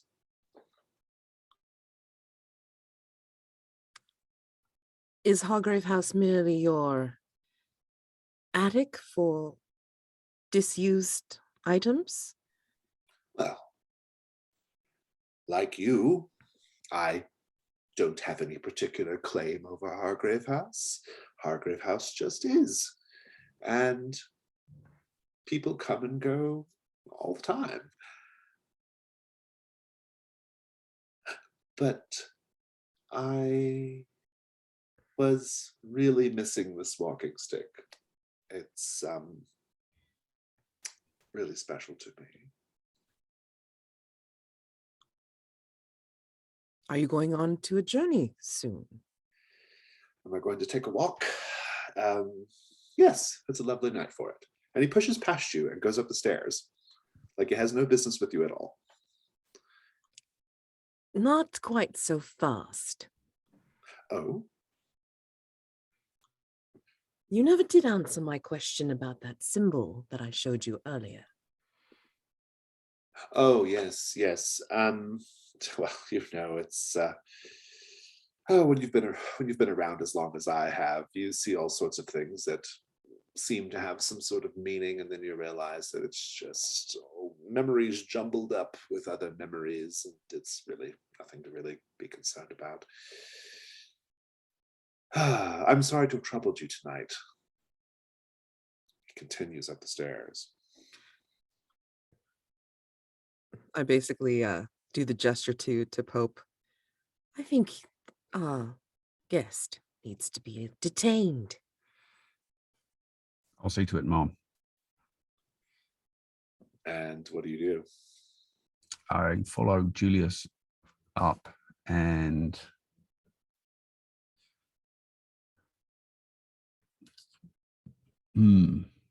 I think I'll just say, is there anything I can get you, sir? Some coffee, some tea? And he sees barrel staves as you say this, and he says, well, I could go for a drink.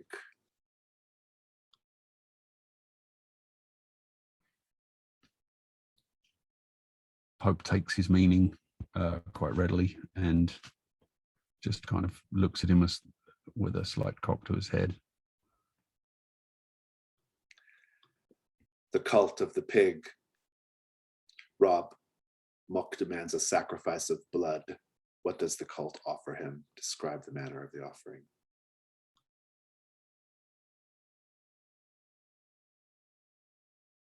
I'm trying to be conscious of some of the lines and veils here, so I didn't want to go too over the top, but I think what happens is they bring in a person, one of the members of the congregation who is it's been prearranged and doesn't look uncomfortable with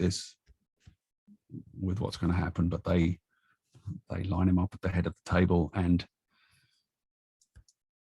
he looks around the room and gives a nod to the congregation, and two of them grab him from behind and other members of the group kind of take their turns to walk up and beat him, and they're around the face, and the blood starts dripping from his mouth and from his nose and from the cuts on the side of his face, and is running down into a channel that's as Amanda described earlier, where it's kind of sloped in a certain direction, and the blood from this man's wounds is running down, and eventually it comes to the point where he slumps to his knees, and then some of the assembled worshippers start to kick instead of punch, and before too long he's on his face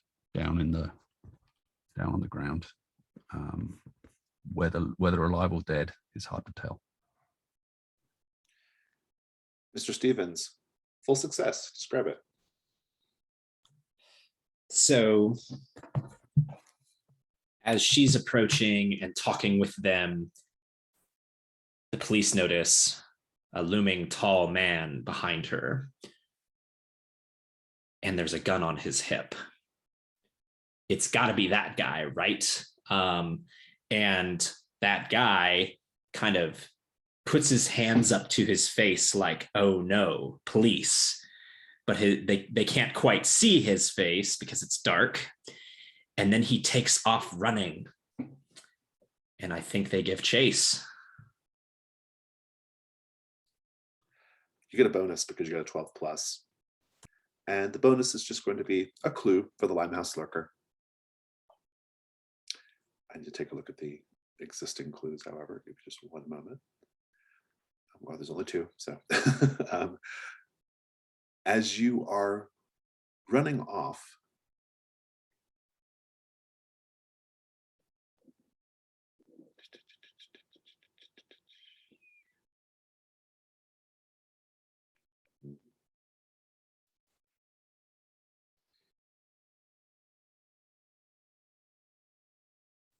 as you were running away,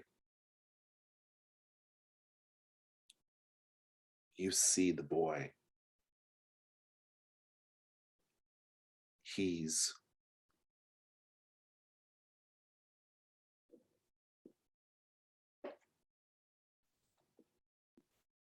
hanging over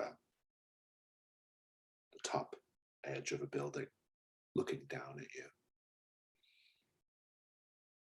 He seems like he's perhaps been following you, watching you since the hansom cab dropped you and Jenny Johnston off. You get some distance from the police, and the boy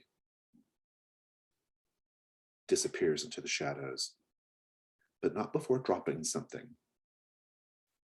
down at your feet, down at your boots. It's a Bible. And if you pick up the Bible and thumb through it, you'll notice that all of the pages that talk about the story of Noah and the flood have been ripped out. That's your clue.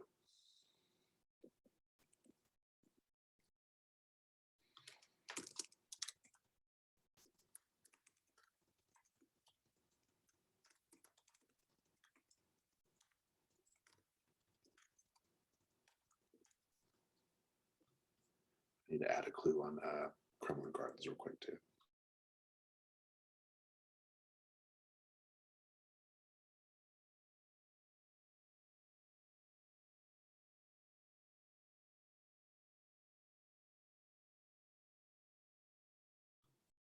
Miss Blakely, do you take up Miss Brathwaite on her offer to go to the opera?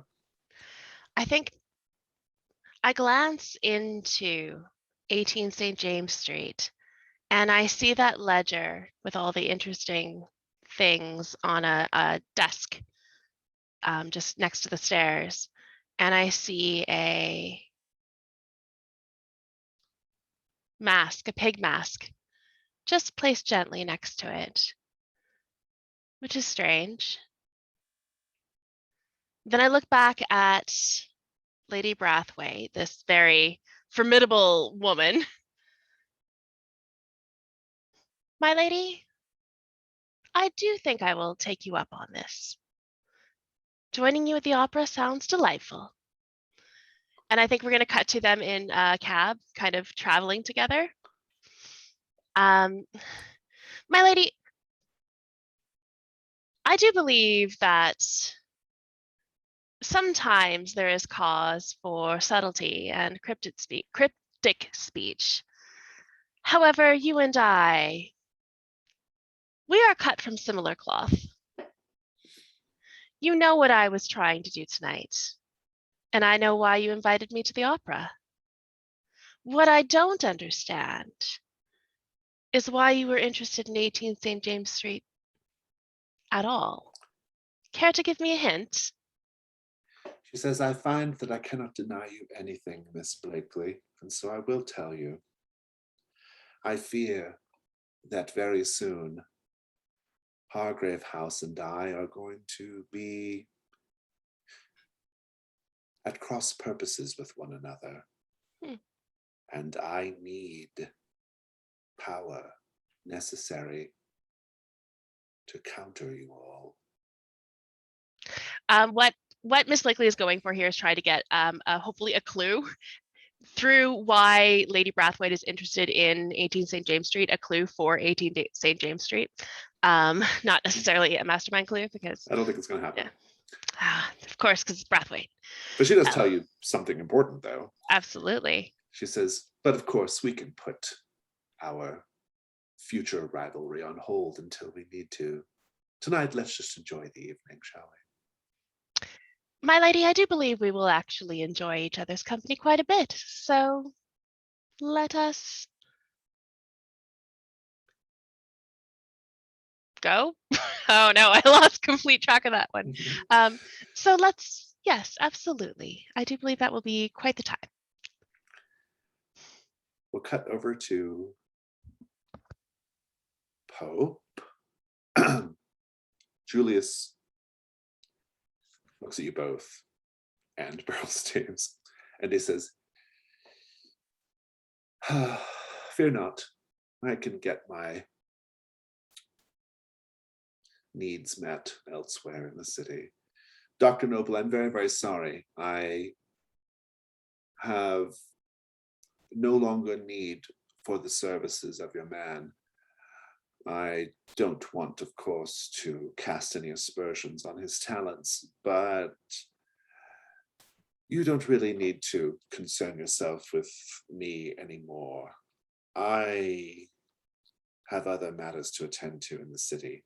It has been really quite lovely getting to get back in touch with Hargrave House, though, my old haunting grounds, my old stomping grounds. I bid you a very good evening. Pope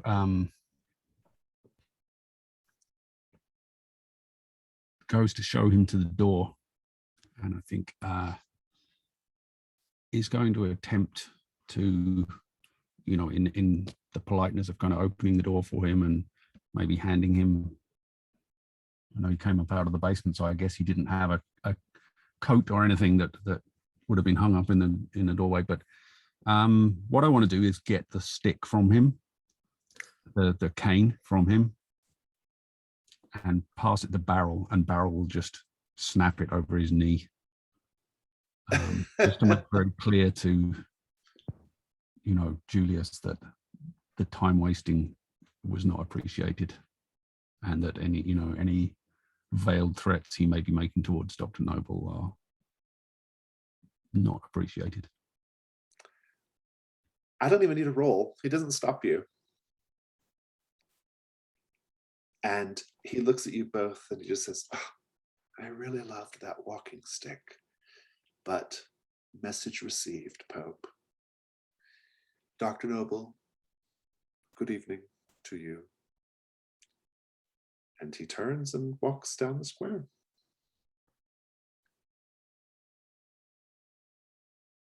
Trickster indeed. And it looks like we lost Rob, so we'll give Rob just a moment to see if he comes back. But because I'm curious if there's anything else going on in this scene.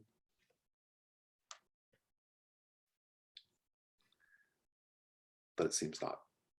Oh, okay. We'll give Rob a moment. We'll pause until then. So Rob will catch you up. Basically, Julius just lets you do it. He lets you break the cane, and he just says,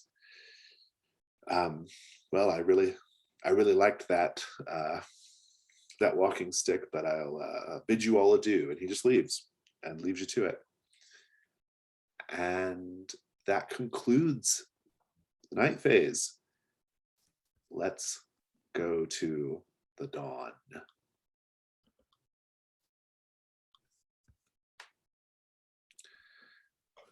Dawn questions. No one's getting the first two tonight. However, let's go through the rest of them. Sure Shot, did you? Yes, you did do an echo. Your mushroom echo. You get an experience point for that. Did you use violence to solve a problem? I would say so. And did you share a treasured memory from the States during an intimate moment with another character? Probably not. I don't think so. Let's go to Pope. Did you get an echo in the night? I was trying to get one in there, but no, I don't think I did. Did you engage in a petty reprisal of someone who angered your employer? I think the stick. That is what I'm looking for with the cane, yes. Yeah. Did you ensure your employer got credit for your triumphs? I don't know if that happened so much. I don't think so, no. Let's go to Dr. Noble. Dr. Noble, did you get an echo in the night? I don't think so. I mean, I was like, trying to figure out how to work it in, and it's like I don't think I was successful. Did you secretly engage in romantic or emotional behavior at odds with your aloof logical exterior? I mean, for as emotional as she can get, I mean, I think the closest would be, just trying to be, how's it, like watchful and concerned about Pope. Yeah, Like, I thought that was, yeah. I think the loyalty to Pope came through for me pretty well. Yeah. You can take that XP. Okay. I don't think you had a conversation with the child today, though. No. Let's go to Miss Blakely. Did you do an echo of the night, Miss Blakely? I did a very obvious one just to get some points. Oh, the mask. Points. Yeah. I like it though, because if you're watching the TV show, you want to know why that's there, right? I mean, and also the ledger in question has pig gifts in it. Yeah. So I'm like, let's tie all this together in a real complex way. It's a good, pig gifts. I mean, pig gifts is probably a reference to Mock, so yeah, I think you're right. Yeah. Did you let someone touch you and make them? Yes, you did. Did you express a clear preference for the beautiful over the mundane? I expressed a clear disgust for things that are gross. That is but true. I think what I was trying to do really was when, especially when Lady Brathwaite was trying to take my arm, and I'm not the person to touch other people, and her being a beautiful person in terms of who she is and her power level and her beautiful clothes and stuff. That was kind of where I was going with that. Wasn't really a preference over the mundane, though. Yeah, no, just fair a enough. Preference for the beautiful. Let's talk about. You can mark New Dawn questions or leave either or both the same at this point. Let's talk about our moves. Oh, you get a body part, Dr. Noble. What did the Resurrectionists bring back for you tonight? Oh, you're muted, Mads. Let's see. I'm trying to see what they would have brought. Well, because it's like they're working as a group. It's like, I think I would have gotten a wonderful torso. Fabulous. And give us a flashback. How the torso reminds you of who you lost.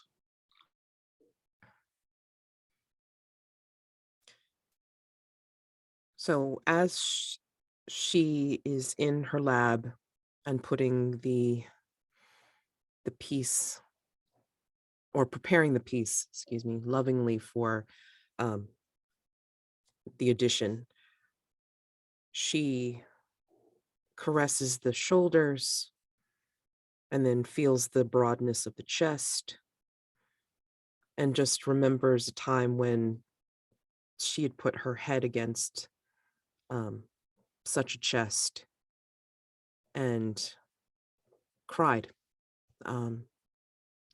In one of the very few times that she was truly upset and had him around, she's remembering that. And she will put her head, as she lays the torso in place, she actually puts her head down onto the chest and whispers, "Very soon. Hopefully very, very soon." Nice, thank you. And no Janice Mask prompts still. That's that. That's our session. Let's do stars and wishes. Stars, things you enjoyed. Wishes, things you hope to see next time. Whoever wants to go first, take it away. Huge star for the line. Good luck getting it out of that tweed as fast as I can get it out of this leather. That was amazing. Like that was a very good line. Yeah. That was fantastic. I enjoyed the opportunity to take some revenge on or take a little petty revenge on Julius. I was really interested in what was going on with the entire Cremorne Gardens plot, and I enjoyed when Dr. Noble and Sure Shot were there. That was a fun scene. There is apparently in London a very small remnant of Cremorne Gardens still. It is kind of still there. I know that area a little bit. It's just like a little patch of nothing basically at this point. Yeah, it's like a gated off little park. Yeah, very small. Just generally a big star for the game. I'm one of the things that I really struck me was that I'm not like looking at my list of prompts of the things I'm trying to hit very much. I'm just thinking, or I'm just going along with what I would expect Pope would do in that situation. The only one I really kind of consciously aimed for was the petty revenge thing, and that was as much because I really wanted to get back at Julius as anything else. Indeed. Stars for me, I really what I loved about this session is it felt like a really, really good character development session. And we also got in really, really deep with Theodora, aided by so many mastermind clues coming up today. But that was really great. Just it's almost like we were sort of like, we kind of like explored like sort of like the bigger story a little bit. Interestingly though, we didn't do any Janus mask, and yet I feel like we still learned a lot about the characters. Like it was still a very like interesting exploration of character, but just like in the present day, so like while sort of in terms of like the main thing that progressed, it wasn't really like the investigations. I mean, a little bit they did, and there was no Janus mask, but what progressed was Theodora, right? Like that was the part of the game that like moved forward quite a bit. And so it was just really, it's always just really interesting to me to see how the systems, like sometimes some sessions, like one of them will come forward a little bit more. And in this case, it was the mastermind clues. And so I really enjoyed that a lot. And everybody's scenes were just really, really good. Particular star for the sermon at the cathedral. That was really, really, was very fun. Enjoyed that a lot. And I really enjoy the vulnerable move scenes. Everyone does a really great job with those. So it's good stuff. Stars for Jason with this amazing game. I mean, again, my first experience with this and just enjoying playing and role playing with all of you, but especially for your not maneuvering, but I mean, just your cinematic byplay of like getting us from scene to scene and, from action to action. I mean, it's moving, we're growing it as it goes. And, you find out all these different things that lead to other layers that lead to, stuff with the unseen and things that you wouldn't necessarily see in another game. I mean, I'm really loving this a lot. So Hey, thank you. I've got stars. That scene between Sure Shot and Higgins, Brathwaite's like bodyguard dude on the beach there. That was such good push-pull tension. It was wonderful to the point where I actually forgot that Jason was playing this character asking just questions, because that is part of this character. And it was so good. I have another star for Sure Shot again at Jenny's, because that was excellent. That was so much fun. I also really, really loved the vulnerable scene was it vulnerable scene? Anyway, the scene between Dr. Noble and Pope. The asking the question about the background, it was so good. You can clearly see that this is a superior inferior relationship, but that has genuine care, and it's really clear even without any sort of backstory, like I'm dedicated to this person for whatever reason. Like we want to know as a viewer, but it's not necessary to know why to feel like it is real. And I think that's really great. Yeah, I want Of to throw in. course, I would just interject real quickly, and I want a star as well for like the Pope Noble relationship, because what I think is so interesting about it, having run this a bunch, is the factotum almost always ends up the employee of either the undeniable or the explorer. Those tend to be like the natural kind of like employers, you know, but but it doesn't have to be, right? It can be any other character. And what I think is really interesting about this is there is this like almost like there's like this intimacy and this emotion between the two characters. We don't know their history yet, but like I really want to know their history, you know. And whereas like when it's the undeniable and the factotum, it's much more like I'm way up here and you're way down here. And when it's the explorer and the factotum, it's kind of a similar thing, except the explorer is like a little bit more oblivious about how they use the factotum, you know. So this particular relationship is really great. So I just want to throw that out there. Sorry, Amanda, go ahead. no, I think I 100% agree.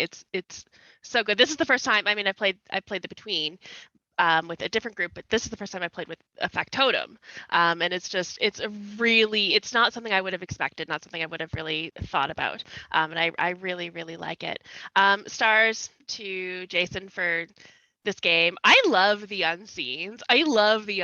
It's such a wonderful mechanic, and I'm always looking forward to it. I'm really bad at doing echoes because I just get so into the unseen and then I forget to do the echo.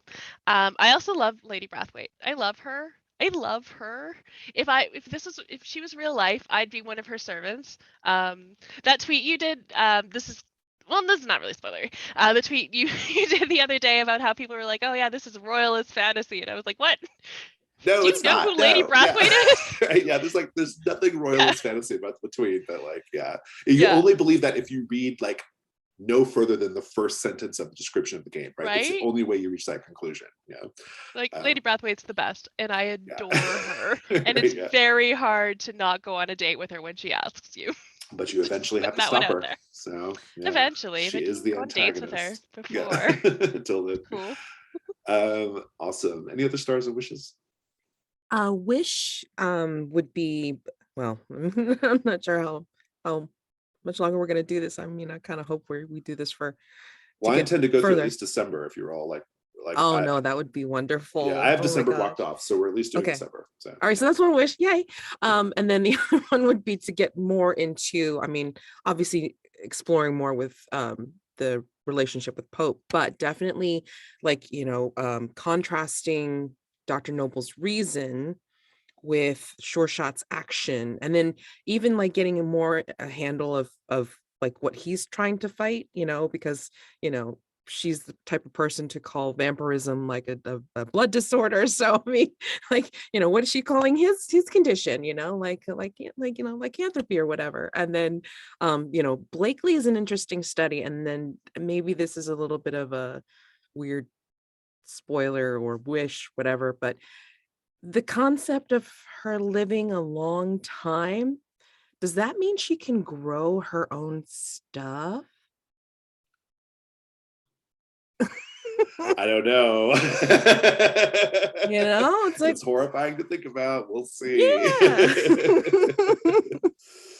Yeah, that's a wish for me. I'm really interested to learn more. I like it when we start to learn about how truly old the undeniable is, right? Like just how long have they been around? That's always fun.